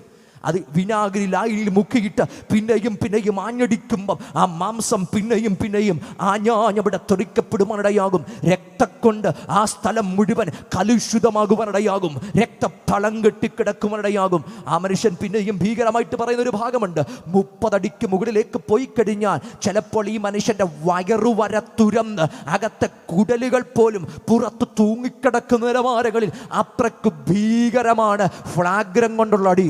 ഇത് മുഴുവൻ ആ ഗബതയിൽ നമ്മുടെ അരുമനാഥം 33.5 വയസ്സുകാരൻ ആ തങ്ക തിരുമേനി ഈ അടി മുഴുവൻ വാങ്ങിക്കുന്നു. എന്തിനു വേണ്ടി? ഇന്ന് രാത്രി ഇവിടെ ഇരിക്കുന്ന എന്നെയും നിങ്ങളെയും നോക്കിയിട്ട് അവൻ അത് സഹിച്ചു. എബ്രായ ലേഖനകർത്താവ് എഴുതി വെക്കുന്ന ഒരു കാര്യമുണ്ട്: തനിക്ക് മുമ്പിൽ വെച്ചിരുന്ന സന്തോഷമോർത്തുകൊണ്ട് അവൻ അപമാനം അലക്ഷ്യമാക്കി ക്രൂശിനെ സഹിച്ചു. എന്തിനാ? തൻ്റെ മുമ്പിൽ വെച്ചിരുന്ന സന്തോഷമോർത്ത്. ആരാ ഈ സന്തോഷം? ഇന്ന് രാത്രി ഇവിടെ ഇരിക്കുന്ന ഞാനും നിങ്ങളുവാ. നമ്മളെ അവൻ ക്രൂശിൽ കിടന്നുകൊണ്ട് കണ്ടു. ഈ രാത്രി കൺവെൻഷനകത്ത് പ്രസംഗിക്കുന്ന എന്നെ അവൻ കണ്ടു, ഇവിടെ ഇരിക്കുന്ന നിങ്ങളെ അവൻ കണ്ടു. അതുകൊണ്ട് ആ റോമൻ ഫ്ലാഗ്രം ദേഹത്താഞ്ഞു പഠിക്കുമ്പോഴും അവൻ അത് സഹിച്ചു. ഇതല്ലേ കുഞ്ഞെ സ്നേഹം? ഇതല്ലേ ചെറുപ്പക്കാര സ്നേഹം? അവസാന തുള്ളി രക്തം വരെ ഊറ്റി തന്ന മഹാസ്നേഹം. അപമാനം അലക്ഷ്യമാക്കി അവൻ ക്രൂശിനെ സഹിച്ചു. അതുകൊണ്ട് ഒരു കാര്യം കൂടെ അവിടെ എഴുതി വെച്ചിട്ടുണ്ട്: അവൻ ക്രൂശിനെ സഹിച്ചത് കൊണ്ട് നിങ്ങളുടെ ഉള്ളി ക്ഷീണിച്ചു പോകണ്ട, അവനെ ധ്യാനിച്ചാൽ മതി. ഹല്ലേലൂയ. ഹൃദയം ക്ഷീണിക്കാതെ അവനെ ധ്യാനിക്കണം. ഞാൻ പറഞ്ഞത് ഇവിടെ ആ സ്നേഹം വെളിപ്പെട്ടത്. ഇത്രയും തകർത്തപ്പോഴും 300 പൗണ്ട് ഭാരമുള്ള മരക്കുരിശ് പിന്നെയും ആ തോളിൽ ഇരിക്കാനുണ്ട്. അവൻ അതും സഹിച്ചു. അദ്ദേഹം പറയുന്നത്, ഇങ്ങനൊരു അടി കൊണ്ടൊരു മനുഷ്യനെ പിന്നെ വലിച്ചെടച്ചോണ്ടേ അവിടെ പോകാൻ കഴിയത്തുള്ളൂ. പക്ഷെ അവൻ വലിച്ചടഞ്ചല്ല അവിടെ പോയത്, അവൻ ആ തോളിൽ ആ മരക്കുരിശും വഹിച്ചോണ്ട എന്ന് പറഞ്ഞാൽ ഒരു വേദനയും അവൻ ഒഴിച്ചു മാറ്റിയിട്ടില്ല. ഷിമോൻ അവൻ്റെ ക്രൂശ് ചുമന്നൊന്നും കാണുന്നില്ല, ആ ക്രൂശിൻ്റെ ആഗ്രഹം ഒന്ന് താങ്ങിക്കൊടുത്തതേ ഉള്ളൂ. എന്ന് പറഞ്ഞാൽ തൻ്റെ വേദന അല്പസമയത്തേക്ക് ആർക്കും അവൻ മാറ്റിക്കൊടുത്തില്ല, മുഴുവേദനയും അവൻ സഹിച്ചു. അവൻ മരിച്ചതോ? എഴുതി വെച്ചതൊരു കാര്യമുണ്ട്: അവൻ ഒരിക്കലും മയക്കുമരുന്ന് കുടിച്ചു മരിച്ചതല്ല. അവിടെ അവന് അല്ലെങ്കിൽ കയ്പ് കലക്കിയ അവൻ കണ്ടിവണ്ണ കൊടുത്ത സമയത്ത് അവൻ അവിടെ എഴുതി വെച്ചിരിക്കുന്ന അവൻ അത് നിഷേധിച്ചു. എന്ന് പറഞ്ഞാൽ വേദന കുറയ്ക്കുന്ന ലഹരി മരുന്ന് ചേർത്ത് കൊടുത്തപ്പോൾ യേശു അത് നിഷേധിച്ചു. കാരണം ലഹരി മരുന്ന് കുടിച്ച് അർദ്ധബോധാവസ്ഥയിൽ സഹിക്കേണ്ടതല്ല, നല്ല സുബോധത്തോടെ അവൻ സഹിച്ചു. ഇവിടെ ആരൊക്കെയോ പറയുന്നത് പോലെ അവൻ അവിടെ വെച്ച് ബോധം നഷ്ടപ്പെട്ടു, അല്ലാതെ മരിച്ചില്ല. ബോധം നഷ്ടപ്പെട്ടതേ ഉള്ളൂ. ബോധം നഷ്ടപ്പെട്ടപ്പം ആ ക്രൂശിൽ നിന്ന് ഇറക്കി താഴെ കൊണ്ടുവന്ന് നല്ല സുഗന്ധദ്രവ്യമൊക്കെ പൂശിയപ്പോൾ നല്ല തണുപ്പ് കിട്ടി. ആ മനുഷ്യൻ ആ 3-ാം ദിവസം കല്ല് തള്ളി പുറത്ത് വന്ന് അവിടുന്ന് നടന്നിങ്ങ് കാശ്മീരി വന്ന് കല്യാണം കഴിച്ച് 2 പിള്ളേരുമായിട്ട് ജീവിച്ചെന്ന് ഒരു പുസ്തകം ഉണ്ടെന്ന് നിങ്ങൾ വായിക്കണം. അതിനൊക്കെ എഴുതി വെച്ചിരിക്കുന്ന ഇങ്ങനെ. ഇത് വിശ്വസിക്കാനാണോ എളുപ്പം? നോക്കണം, ഇത്രയും ഫ്ലാഗ്രം കൊണ്ട് അടി സഹിച്ച മനുഷ്യൻ ആ കാൽവറിയിൽ മരണപ്പെടുക മാത്രമല്ല, അവൻ്റെ വയറ് കുത്തിയപ്പം അവിടെ നിന്ന് രക്തവും വെള്ളവും ഒക്കെ പുറത്തു വന്നെന്ന്. അടുത്തത് ഇതാരാ നടപ്പാക്കിയത്? കൈസറാ നടപ്പാക്കിയത്. കൈസറിൻ്റെ ആധിപത്യത്തിലുള്ള പീലാത്തോസ് എന്ന് പറയുന്ന ആ ഗവർണർ അത് നടപ്പാക്കിയത്. എന്ന് പറഞ്ഞാൽ അവൻ മരിച്ചോ എന്നുള്ള ഉത്തരവാദിത്തം ഗവർണർക്കുള്ളതാ. ഇല്ല, നാളെ കൈസറിന്റെ മുമ്പിൽ കണക്ക് പറയേണ്ടി വരും. എന്ന് പറഞ്ഞാൽ അവൻ അത് മുഴുവൻ സഹിച്ചു മരിച്ചു. ഞാൻ പറഞ്ഞത് ക്രൂശിൽ ഒരു വേദനയും മാറ്റി നിർത്തിയില്ല, ഒരു സപ്ലിമെന്റുകളും എടുത്തില്ല, ഒരു സബ്സ്റ്റിറ്റ്യൂട്ടുകളും അതിനകത്തില്ല. മുഴുവൻ അവൻ സഹിച്ചു, മുഴുവൻ അവൻ സഹിച്ചു, വേദന മുഴുവൻ അവൻ സഹിച്ചു. കണ്ടാൽ ആളല്ല എന്ന് തോന്നുമാറ് അവൻ വിരൂപനായി തീർന്നു. അവനെ തകർത്തു കളയാ ദൈവത്തിന് ഇഷ്ടം തോന്നി. ഒരു സബ്സ്റ്റിറ്റ്യൂട്ടും ഇല്ലാതെ അവൻ മുഴുവൻ സഹിച്ചിട്ടും ഏറ്റവും ആദ്യം ആ ക്രൂശി കിടന്ന് അടുത്തത് ക്രൂശിനെ പറ്റി പറയാം. ഈ ക്രൂശി കിടക്കുമ്പം അവിടെ കിടക്കുന്ന ഒരു മനുഷ്യന്റെ രക്തത്തിനകത്ത് ഒരു മഞ്ഞ ദ്രാവകം ഫോം ചെയ്യും. അതവന്റെ ശരീരത്തിനകത്ത് മുഴുവൻ കഠിന വേദന സൃഷ്ടിക്കപ്പെടും. ശ്വാസം പോലും എടുക്കാൻ കഴിയാതെ അവൻ അവിടെ വല്ലാതെ വിമ്മിഷ്ടം അനുഭവിക്കപ്പെടും. ഇവിടെ ഒരു അല്പം ശ്വാസത്തിന് വേണ്ടി കോവിഡ് കാലത്ത് അനുഭവിച്ച വിമ്മിഷ്ടം എന്തെന്ന് നമുക്കറിയാം. ഇപ്പോഴും കോവിഡ് ബാധിച്ചവർ ആ വിമ്മിഷ്ടം അതിൻ്റെ പല തലങ്ങളിൽ അനുഭവിക്കുന്നുണ്ട്. എന്നാൽ അങ്ങനൊന്നുമല്ല. ഒരിറ്റ് ശ്വാസത്തിന് വേണ്ടി പിടയുന്ന തലമാ കാൽവറി എന്ന് പറയുന്നത്. ഒരിറ്റ് ശ്വാസത്തിന് വേണ്ടി അതിവേദനയിലൂടെ അവൻ അതും സഹിച്ചു. പക്ഷെ എന്നിട്ടും ആ വായിന്ന് പുറപ്പെട്ടു വന്ന ആദ്യത്തെ വാക്കെന്താ? അവിടെ ഞാൻ സ്നേഹമെന്താ ക്ഷമയെന്തെന്ന് വിളിച്ചു പറയുന്നത്. പിതാവേ, ഇവർ ചെയ്യുന്നത് എന്തെന്നറിയാകിയാൽ ഇവരോട് ക്ഷമിക്കണമേ. എന്നോട് നോ പറഞ്ഞെന്ന് പറഞ്ഞ പെൺകുട്ടിയുടെ നേരെ വാളോങ്ങുന്ന ചെറുപ്പക്കാരൻ കേൾക്കണം, ക്ഷമ വെളിപ്പെട്ട ഒരു സ്ഥലമുണ്ട്. ഇത്രയും ചെയ്തിട്ടും അവൻ ക്ഷമിച്ചു. ഇതാ ക്രിസ്തു, ഇതാ ഞങ്ങളുടെ സന്ദേശത്തിന്റെ പ്രധാന കാരണം. അതുകൊണ്ട് വാലെടുത്ത് ഞങ്ങൾ വിപ്ലവം നടത്താത്തത്, ബസ്സിന് കല്ലെറിയാത്തത്, സമരം നടത്താത്തത്, ഹർത്താൽ നടത്താത്തത്. കാരണം ഞങ്ങളുടെ മാർഗം അക്രമത്തിന്റെ മാർഗമല്ല, ഞങ്ങളുടെ മാർഗം സമാധാനത്തിന്റെ മാർഗമാ. ഞങ്ങളുടെ മാർഗം ക്രിസ്തുവിന്റെ മാർഗമാ. ഞങ്ങളുടെ മാർഗം ക്ഷമയുടെ മാർഗമാ. ഹല്ലേലൂയ. അവിടുന്ന് ഇത് മുഴുവൻ സഹിച്ചിട്ടും ആ വാ തുറന്ന് ആദ്യം പറഞ്ഞത്, പിതാവ്, ഇവർ ചെയ്യുന്നത് എന്തെന്നറിയാകിയാൽ ഇവരോട് ക്ഷമിക്കണം. ഈ സന്ദേശം സ്നേഹത്തിന്റെ സന്ദേശമാണ്. അവസാനത്തുള്ളി രക്തം വരെയും ഊറ്റിത്തന്ന മഹാസ്നേഹത്തിന്റെ സന്ദേശമാണ് യേശുവിൻ്റെ സന്ദേശം. ഏറ്റവും പരമമായ കാര്യം ആ സ്നേഹത്തോട് ചേർത്ത് ഞാൻ പറയാം, ഈ സന്ദേശം വിമോചനത്തിന്റെ സന്ദേശമാണ്. പാപം എന്ന കരാളഹസ്തം മാനവകുലത്തിന്റെ മുഴുവൻ തലമുതിർന്ന് അവൻ്റെ നേരെ ഫണം വിടത്തി നിൽക്കുമ്പം അതിനകത്തേക്ക് ഇറങ്ങി വന്ന് അവനെ പിടിച്ചു കരകയറ്റിയ ഒരു ഉദ്ധാനത്തിൻ്റെ സന്ദേശമുണ്ടെങ്കിൽ അതാണ് യേശുവിൻ്റെ സന്ദേശം എന്നുള്ളത്. മതങ്ങളും കർമ്മകാണ്ഡങ്ങളും ആചാരങ്ങളും അനുഷ്ഠാനങ്ങളും മുഴുവൻ മനുഷ്യനെ നോക്കി പറഞ്ഞു, രക്ഷപ്പെടൂ, രക്ഷപ്പെടൂ, ഞങ്ങൾ മാർഗം പറഞ്ഞു തരാം. വെള്ളത്തിനകത്ത് മുങ്ങിത്താഴുന്ന ഒരു മനുഷ്യന് കർമ്മകാണ്ഡങ്ങൾ കൊണ്ട് കാര്യമില്ല. ഞങ്ങളുടെ നാട്ടിലൊക്കെ 2018 വെള്ളപ്പൊക്കത്തിൽ 14 ദിവസം ഞങ്ങൾ അവിടെ ബുദ്ധിമുട്ടിയൊരു സമയമുണ്ട്. അന്ന് ഞങ്ങളെ അവിടെ രക്ഷിച്ച പലരും ഈ നാട്ടിൽ കൊല്ലത്തു നിന്നും തിരുവനന്തപുരത്തു നിന്നുമൊക്കെ ബോട്ടുമായിട്ട് വന്ന മത്സ്യബന്ധന തൊഴിലാളി സഹോദരങ്ങളാണ്. അവർ വന്ന് അവരുടെ ബോട്ടുമായിട്ട് ആ നാട്ടിൽ വന്ന് പിടിച്ച് കയറ്റി കൊണ്ടുപോയിരുന്നില്ലെങ്കിൽ ആ നാട്ടിൽ ഒത്തിരി പേര് മരിച്ചു പോയേനെ. സജിച്ചെറിയാൻ MLA പോലും അവിടെ കിടന്ന് ആർത്തലച്ച് കരഞ്ഞത് നമ്മൾ TV മാധ്യമങ്ങളിലൂടെ കണ്ടതാണ്. ഞാൻ പറഞ്ഞത്, ഈ നാട്ടിൽ നിന്ന് അവരെവിടെ വന്നു? ചെങ്ങന്നൂർ വന്നു, പള്ളിപ്പാട് വന്നു, പാണ്ടനാട് വന്നു, ആറാട്ടുപുഴ വന്നു. അവിടെ നിന്ന് പിടിച്ച് കരകയറ്റി ബോട്ടിനകത്ത് കയറ്റി അവർ രക്ഷിച്ചു. ഇവിടെ നിന്ന് ഫോണിൽ വിളിച്ച കാര്യം നടക്കത്തില്ല, വാട്സപ്പിൽ മെസ്സേജ് ഇട്ട് കാര്യമില്ല, ഇൻസ്റ്റാഗ്രാമിൽ മെസ്സേജ് ഇട്ട് കാര്യമില്ല. കാരണം നടക്കൂല. കാരണം ഇവിടെ നിന്ന് അവരവിടെ വന്ന് പിടിച്ചു കയറ്റാതെ ആ നാട്ടിലുള്ളവർ രക്ഷപ്പെടത്തില്ല. മതങ്ങൾ ദൂരെ നിന്ന് പറഞ്ഞു, ചെയ്യ ഇത് പ്രവർത്തിക്ക്, രക്ഷപ്പെടും. പക്ഷെ ക്രിസ്തു പറഞ്ഞത്, നിങ്ങൾ ചെയ്യണ്ട, നിങ്ങൾക്ക് പകരം ഞാൻ ചെയ്യാം. നിങ്ങളുടെ പാപത്തെ എൻ്റെ കയ്യിൽ താ, നിങ്ങൾക്ക് പകരമായി ഞാൻ മരിക്കാം. നമ്മളെന്താ കൊടുത്തത്? നമ്മൾ കൊടുത്തത് നമ്മുടെ പാപമാണ്. നമുക്ക് എന്താ കിട്ടിയത്? നമുക്ക് കിട്ടിയത് ദൈവത്തിൻ്റെ ജീവനാണ്. അതുകൊണ്ട് ഇന്ന് രാത്രി ഞാൻ പറഞ്ഞു വെച്ച വാക്യം, ഏകസത്യ ദൈവമായ നിന്നെയും നീ അയച്ചിരിക്കുന്ന യേശു ക്രിസ്തുവിനെയും അറിയുന്നത് തന്നെ നിത്യജീവനാകുന്നു. ഇത് വെറും ഒരു ജീവനല്ല, ഇത് അവസാനിക്കാത്ത ജീവനാ. ഇത് വെറും ഒരു ജീവനല്ല, ഇത് സമൃദ്ധിയായ ജീവനാ. ഇത് വെറും ഒരു ജീവനല്ല, ഇത് നിത്യജീവനാ. അപ്പൊ ക്രിസ്തു തന്നതെന്താ? നിത്യജീവനാ.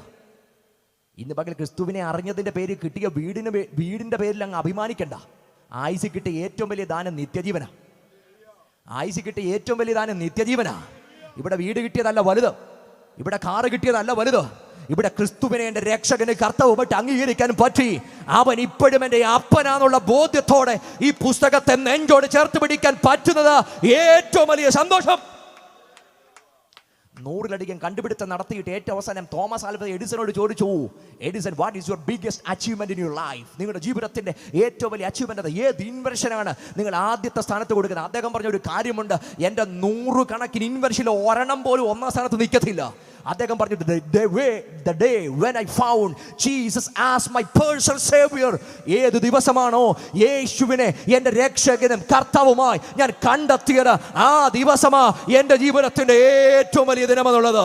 ഇന്ന് രാത്രി അതിന് തുല്യം പറയാൻ വേറൊരു ദിവസമില്ലെങ്കിൽ ഈ ജീവിതത്തിന്റെ ഏറ്റവും വലിയ ഭാഗ്യം അവൻ എന്റേതായി തീർന്നത്.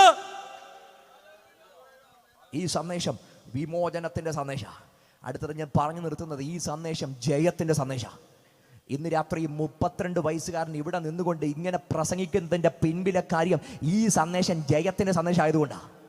കൺഫ്യൂഷ്യാനിസത്തിന്റെ പ്രചാരകനായ കൺഫ്യൂസസ്, അരിസ്റ്റോട്ടിൽ, പ്ലേറ്റോ അങ്ങനെ തുടങ്ങിയുള്ള തത്വജ്ഞാനികൾ, രാഷ്ട്രീയ നേതൃത്വങ്ങൾ, ഏകാധിപതിമാർ, അലക്സാണ്ടറും ഷാമിലിയൻ തുടങ്ങിയുള്ള വ്യക്തിപ്രഭാവങ്ങൾ, നെപ്പോളിയൻ ബോണപ്പാർട്ട്, സ്റ്റാലിൻ തുടങ്ങിയുള്ള വ്യക്തിത്വങ്ങൾ, രാഷ്ട്രീയ ആചാര്യന്മാർ, ചിന്തകന്മാർ, റൂസ്വെൽറ്റ്, വിൻസെന്റ് ചർച്ചിൽ തുടങ്ങിയുള്ളവർ, മഹാത്മാഗാന്ധി തുടങ്ങിയുള്ള വ്യക്തികൾ, വ്യക്തിപ്രഭാവങ്ങൾ, എഴുത്തുകാരന്മാർ, വില്യം ഷേക്സ്പിയർ, അതുപോലെയുള്ള ഒത്തിരി വ്യക്തിപ്രഭാവങ്ങൾ, ഇവരൊക്കെ ഇവരുടെ ജീവിതത്തിൽ നിന്ന് യേശുവിനെ മാറ്റി നിർത്തുന്ന ഘടകം അതാണ് ഇന്ന് രാത്രി ഞാൻ പ്രസംഗിക്കുന്നതിന്റെ ആവേശം. ഇവരുടെയൊക്കെ ജീവിതം തുടങ്ങി, ജീവിതം അവസാനിച്ചു, ഡേറ്റ് ഓഫ് ബർത്തുമുണ്ട്, ഡേറ്റ് ഓഫ് ഡെത്തുമുണ്ട് എന്ന ലോകത്തിൽ ഒരിടത്തും മാത്രം അവരുടെ കല്ലറകളിൽ എല്ലാ വർഷവും ചെന്ന് രക്തപുഷ്പം അർപ്പിച്ചുകൊണ്ട്, ആദരാഞ്ജലികൾ അർപ്പിച്ചുകൊണ്ട് അവരുടെ കല്ലറക്കകത്ത് ചെന്ന് പുഷ്പം വാരി വിതറി മടങ്ങിപ്പോകുമ്പോൾ ലോകത്തിലൊരു തുറന്ന കല്ലറ വിളിച്ചു പറയുന്ന യാഥാർത്ഥ്യം, ഉലക മഹാന്മാരുടെ കല്ലറകൾ അവനയുടെ 4 ഭാഗത്തും അടഞ്ഞുകിടക്കുമ്പോൾ നമ്മുടെ രക്ഷകൻ കർത്താവായ യേശു ക്രിസ്തു അവൻ മരണത്തെയും പാതാളത്തെയും തോൽപ്പിച്ചുകൊണ്ട് ഉയർത്തെഴുന്നേറ്റു. ഇന്ന് രാത്രി ക്രിസ്ത്യാനിത്വത്തിന്റെ തനിമയെന്ന് പറഞ്ഞ ഉയർത്തെഴുന്നേൽക്കപ്പെട്ട ക്രിസ്തുവാ. ഉയർത്തെഴുന്നേൽക്കപ്പെട്ട ക്രിസ്തുവാ. ലോകത്തിന് തോൽപ്പിക്കാൻ കഴിയാത്ത, സാഹചര്യങ്ങൾക്ക് തോൽപ്പിക്കാൻ കഴിയാത്ത ഉയർത്തെഴുന്നേൽക്കപ്പെട്ട ക്രിസ്തു. പറഞ്ഞ് ഞാനങ്ങ് അവസാനിപ്പിക്കാം. യേശുവിന്റെ ഉയർപ്പിന് തടസ്സം ഒത്തിരി ഉണ്ടായിരുന്നു. ചരിത്രം രേഖപ്പെടുത്തി വെക്കുന്നത് 300 റാത്തൽ സുഗന്ധദ്രവ്യമായി യേശുവിന്റെ പുറത്ത് പൂശിയത്. വില കൂടിയ ലിനൻ തുണി എടുത്തുകൊണ്ട് അതിനകത്ത് 300 റാത്തൽ സുഗന്ധവർഗം കൂടെ പൂശിക്കഴിയുമ്പോൾ ഈ ലിനൻ തുണി ആദ്യത്തെ റൗണ്ട് ചുറ്റിയതിന് ശേഷം സുഗന്ധദ്രവ്യം പൂശും, പിന്നെയും ലിനൻ തുണി ചുറ്റും, പിന്നെയും സുഗന്ധദ്രവ്യം പൂശും. എന്ന് പറഞ്ഞാൽ കുറെ കഴിയുമ്പോൾ ഇതൊരു ഉറച്ച പാളി പോലെയാകും. ഒരു പ്ലാസ്റ്റർ ഓഫ് പാരീസ് കണക്കിന് ഉറച്ച പാളി പോലെ. ആരുടെ ചുറ്റും? യേശുവിൻ്റെ ചുറ്റും. സാധാരണ അങ്ങനെ അടക്കം ചെയ്യുന്നത് പ്രഭുക്കന്മാരെയാ. അതുകൊണ്ട് തന്നെ പ്രവചനം കിടപ്പുണ്ട്, അവൻ പ്രഭുക്കന്മാരോട് കൂടെ. പ്രഭുക്കന്മാർക്ക് ഏതു തരം അടക്കം കിട്ടുന്നോ ആ അടക്കം ക്രിസ്തുവിനും കിട്ടി. പക്ഷെ ഇതിനൊരു കുഴപ്പമുണ്ട്. അങ്ങനെ അടക്കം ചെയ്താൽ അകത്തെ ബോഡി ജീർണിക്കത്തില്ല, പക്ഷെ അവൻ ഒരു തുള്ളി ശ്വാസം അവിടെ കിട്ടത്തില്ല. എന്ന് പറഞ്ഞാൽ രക്ഷപ്പെടാനുള്ള സാധ്യത അവിടെ ഒന്നുമേ ഇല്ല. ഇവൻ പുറത്തു വരുമെന്ന് ലോകത്തിന്റെ കണ്ണിൽ അവർ പറയും, ഇറ്റ്സ് ഇംപോസിബിൾ, ഒരിക്കലും അത് നടക്കത്തില്ല. 2000 കിലോയിലധികം ഭാരമുള്ള ഒരു കല്ലുരുട്ടി വെച്ചു. റോമ ഗവൺമെന്റിന്റെ ലാറ്റിൻ ഭാഷയിൽ this body belongs to Caesar എന്ന് പറയുന്ന ഒരു എഴുത്തോടുകൂടി ഒരു മുദ്ര ആ കല്ലിന്റെ പുറത്ത് പതിപ്പിക്കുവാനാണ്. 25 കിലോയിലധികം ഭാരമുള്ള ഒരു മുദ്ര അതിന്റെ പുറത്ത് വെച്ചു. ഒരേ സമയം ഒരു ബറ്റാലിയൻ ചേവകരെ അവിടെ കാവൽ നിർത്തുവാനിടയായി. 20-ലധികം ചേവകർ ഒരു സമയത്തവിടെയുണ്ട്. ഇത്രയും സുഭദ്രത, മുൻകരുതലുകൾ അവരെടുത്തിട്ടും അവിടെ വന്ന് യേശുവിനെ ഉയർപ്പിച്ച, അവിടെ വ്യാപരിച്ചൊരു ശക്തിയുണ്ട്. അതാണ് ദ പവർ ഓഫ് റിസറക്ഷൻ. ഇത്രയും കാര്യങ്ങൾ ഉണ്ടെങ്കിലും ആ 3-ാം ദിവസം അവിടെ വ്യാപരിച്ച ശക്തിയാ പുനരുത്ഥാനത്തിന്റെ ശക്തിയെങ്കിൽ ഇന്ന് രാത്രി ഞാൻ ഈ ദൂത് വിളിച്ചു പറയുമ്പോൾ വിശ്വസിക്കുന്ന ദൈവജനത്തിനു വേണ്ടി എക്കാലത്തും വ്യാപരിക്കുന്ന ശക്തിയാ ആ പുനരുത്ഥാനത്തിന്റെ ശക്തിയെങ്കിൽ ഇന്ന് രാത്രിയും ഈ കൺവെൻഷൻ ഗ്രൗണ്ടിനകത്ത് വിശ്വസിക്കുന്നവർക്ക് വേണ്ടി ആ ശക്തി വ്യാപരിച്ചാൽ മരിച്ചതിനെ പുറത്തു കൊണ്ടുവരാൻ, അടയപ്പെട്ടതിനെ പുറത്തു കൊണ്ടുവരാൻ, അടഞ്ഞ കല്ലറകളെ പുറത്തു കൊണ്ടുവരാൻ കഴിയുന്ന പുനരുത്ഥാനത്തിന്റെ ശക്തി ഇന്ന് രാത്രി ഗ്രൗണ്ടിനകത്ത് വ്യാപരിച്ച് അടഞ്ഞു കിടക്കുന്ന മേഖലകൾക്കകത്തുനിന്ന് ദൈവത്തിന്റെ ആത്മാവിന്റെ കരം തൊട്ട് ചിലതിനെ പുറത്തു കൊണ്ടുവരുമെന്ന് വിശ്വസിച്ച് ഇന്ന് രാത്രി ഏറ്റെടുക്കുന്നവർ ദൈവത്തിന് നന്ദി പറഞ്ഞു തുടങ്ങട്ടെ. ആ കാലം ഇന്ന് രാത്രി നിങ്ങളെ തൊടും. പുനരുത്ഥാനത്തിന്റെ ശക്തി, ദ പവർ ഓഫ് റിസറക്ഷൻ. യേശുവിനെ മരിച്ചവരുടെ ഇടയിൽ നിന്ന് ഉയർപ്പിച്ച ആ പുനരുത്ഥാനത്തിന്റെ ശക്തി ഇന്ന് രാത്രി നമ്മെ തൊടുവാൻ പര്യാപ്തമോ? അടുത്തത്, ഈ ശക്തി ജയത്തിന്റെ ശക്തിയാകുന്നതിന്റെ പ്രത്യേകത, ഈ പുനരുത്ഥാനത്തിന്റെ ശക്തി ചെയ്യുന്ന ആത്യന്തികമായി ഒന്നുണ്ട്. അവൻ തന്റെ ബലത്തിന്റെ വല്ലഭത്വത്തിന്റെ വ്യാപാരത്താൽ നമ്മുടെ താഴ്ചയുള്ള ശരീരത്തെ തന്റെ മഹത്വമുള്ള ശരീരത്തോട് അനുരൂപരായി രൂപാന്തരപ്പെടുത്തും. ഇന്ന് രാത്രി അത് ചെയ്യാൻ ലോകത്തിലെ ഒന്നിനും കഴിയത്തില്ല. അത് ചെയ്യാൻ ക്രിസ്തുവിന് മാത്രമേ കഴിയത്തുള്ളൂ. ഈ പുനരുത്ഥാനത്തിന്റെ ശക്തിക്ക് മാത്രമേ കഴിയത്തുള്ളൂ. ഈ ഭൂമിയിലെ യാതൊരു പ്രത്യയശാസ്ത്രങ്ങൾക്കും കഴിയാത്ത മനുഷ്യന്റെ ആത്യന്തികമായ രൂപാന്തരം വരുത്താൻ കഴിയുന്നത് ക്രിസ്തുവിന് മാത്രമേ ഉള്ളൂ. പ്രായം ബാധിക്കുമ്പോൾ ജലനരകൾ വരും, കൈയുടെ പ്രവൃത്തി വേഗം കുറയും, കാലിൻ്റെ ഗതിവേഗം കുറയും, ത്വക്കുകൾ ചുളിയപ്പെടും, മുഖത്തിൻ്റെ ഭംഗി പോകും, ആകാര ഭംഗികൾ നഷ്ടപ്പെടും, ശരീരം രോഗബാധിതമാകും. ഏത് പ്രായമുള്ളവരെ നോക്കിയാലും അവരുടെ നിരാശ കിടക്കുന്നത് അവരുടെ ഇന്നലത്തെ യൗവനത്തെ ഓർത്ത്. പറന്നോടി നടന്ന് കാലഘട്ടങ്ങൾ, ഇന്നലെ കാലുകളുടെ വേഗം, കൈകളുടെ വേഗം, കണ്ണിൻ്റെ കാഴ്ച, ശ്രവണശക്തി, ഘ്രാണശക്തി എന്നു വേണ്ട ഇത് മുഴുവൻ അവരെ നിരാശയിലേക്ക് തള്ളിയിടും. പക്ഷെ ഒരു ഭക്തൻ്റെ ഉറപ്പുണ്ട്, ഇന്നെനിക്ക് ഞാൻ അനുഭവിച്ച യുവത്വമല്ല എൻ്റെ യുവത്വം, ഇന്നലെ പോയ എൻ്റെ യുവത്വമല്ല എൻ്റെ യുവത്വം, മറിച്ച് എനിക്കൊരു പ്രതീക്ഷയുണ്ട്. എത്രയും താമസമന്യേ എൻ്റെ അരിമനാഥൻ്റെ കാഹളനാഥം മുഴങ്ങിക്കേൾക്കും. ആ കാഹളനാഥം മുഴങ്ങിക്കേൾക്കുമ്പോൾ സംഭവിക്കുന്നത്, ഞാൻ ആ 33 വയസ്സുകാരൻ്റെ തേജസ്സിൻ്റെ ശരീരത്തോട് എൻ്റെ ഈ മർത്യ ശരീരം അനുരൂപരായി രൂപാന്തരപ്പെടുന്ന ഒരു തേജസ്സിൻ്റെ ദിനമുണ്ട്. അതാ ശരിക്കും യുവത്വം. ഞാൻ സാധാരണ പറയാറുണ്ട്, നിത്യതയിൽ വിശ്രമിക്കുന്ന പാസ്റ്റർ എം പൗലോസിനോടൊപ്പം സഞ്ചരിക്കുന്ന ഒരു ചെറുപ്പക്കാരനുണ്ട്. വളരെ ചെറുപ്പക്കാരനായിരുന്നു. ഞാൻ പഠിക്കുന്ന ക്യാമ്പസിൽ ഇന്നേക്ക് 10, 14, 15 വർഷങ്ങൾക്ക് മുമ്പ് അദ്ദേഹം വന്നു. അവിടെ വന്നപ്പോൾ ഞാൻ നേരിട്ട് കണ്ടൊരു ഭാഗമുണ്ട്. അദ്ദേഹത്തിന് ഒരു കൈയില്ല. അദ്ദേഹം അവിടെ വന്ന് പ്രസംഗിച്ചപ്പോൾ പറഞ്ഞൊരു കാര്യമുണ്ട്, സഹോദരങ്ങളെ, ഞാൻ ഈ ഭൂമി ജനിച്ചത് 2 കൈയുള്ളവനായിട്ടാണ്, ഒരംഗവൈകല്യവും ഇല്ലാത്തവനായിട്ടാണ്. പക്ഷേ കർത്താവിനെ പ്രസംഗിച്ചു കൊണ്ടിരിക്കുമ്പം എൻ്റെ കൺമുമ്പിൽ എൻ്റെ കൈ വെട്ടിയിട്ടു. എൻ്റെ മുമ്പിൽ ആ കൈ നിലത്ത് കിടക്കുന്നത് എൻ്റെ കണ്ണുകൊണ്ട് ഞാൻ കണ്ടു. അതിനുശേഷം നാട്ടുകാരെന്നെ ഒറ്റക്കയ്യനെന്നാണ് വിളിക്കുന്നത്. പക്ഷേ ഞാൻ ജനിച്ചത് ഒറ്റക്കയ്യനായിട്ടല്ല, 2 കൈയുമുള്ളവനായിട്ടാണ് ജനിച്ചേ. പക്ഷേ എനിക്ക് ഒരു കാര്യം ഉറപ്പുണ്ട്, ഈ ഭൂമി ഞാൻ മരിക്കും കാലം വരെ ഞാൻ ഒറ്റക്കയ്യനായിരിക്കും. പക്ഷെ മരണത്തിനപ്പുറത്ത് കാഹളം ധ്വനിക്കുന്നൊരു ദിവസമുണ്ട്. അന്ന് ഞാൻ മാൻപേട തുള്ളി ചാടുന്നത് പോലെ ഞാൻ ആ മർത്യഗ്രഹം വിട്ട് ഞാൻ ഉയർത്തെഴുന്നേൽക്കുമ്പം ഞാൻ ഒറ്റക്കയ്യനായിട്ടല്ല ഇരിക്കും. തേജസ്സിൻ്റെ പുതുകൈയോടെ 33 വയസ്സുകാരൻ്റെ ആ നിർമ്മല ശരീരത്തോട് അനുരൂപപ്പെട്ട് ആ തേജസ്സിൻ്റെ മഹാപ്രഭയോടെ ഉയർത്തെഴുന്നേൽക്കുന്ന ഒരു തേജസ്സിൻ്റെ ദിനമുണ്ട്. ഇതാണ് അവിടുത്തെ ശക്തിയുടെ പരിവർത്തനം എന്ന് പറയുന്നത്. ഇന്ന് രാത്രി ഇതുകൊണ്ടാണ് ഏകസത്യദൈവമായ ക്രിസ്തുവിനെ അറിയണ്ടേ. ഞാൻ ഇന്ന് രാത്രി ഇത്രയും പറഞ്ഞത്, ഏകസത്യദൈവമായ ക്രിസ്തുവിനെ ആരെ അറിയണം, എന്തിനറിയണം, എന്തുകൊണ്ടറിയണം. അറിഞ്ഞാൽ എന്ത് കിട്ടും? ഈ പറഞ്ഞത് മുഴുവൻ കിട്ടും. മാനവികത എന്തെന്നറിയാൻ പറ്റും, നവോത്ഥാനം ജീവിതത്തിനകത്ത് സംഭവിക്കും, സ്നേഹം എന്തെന്ന് വെളിപ്പെട്ട് കിട്ടും, വിമോചനം എന്തെന്ന് അനുഭവിക്കാൻ പറ്റും, മരണത്തിനപ്പുറത്തുള്ള ജീവൻ ഉറപ്പായി പ്രാപിക്കാൻ പറ്റും.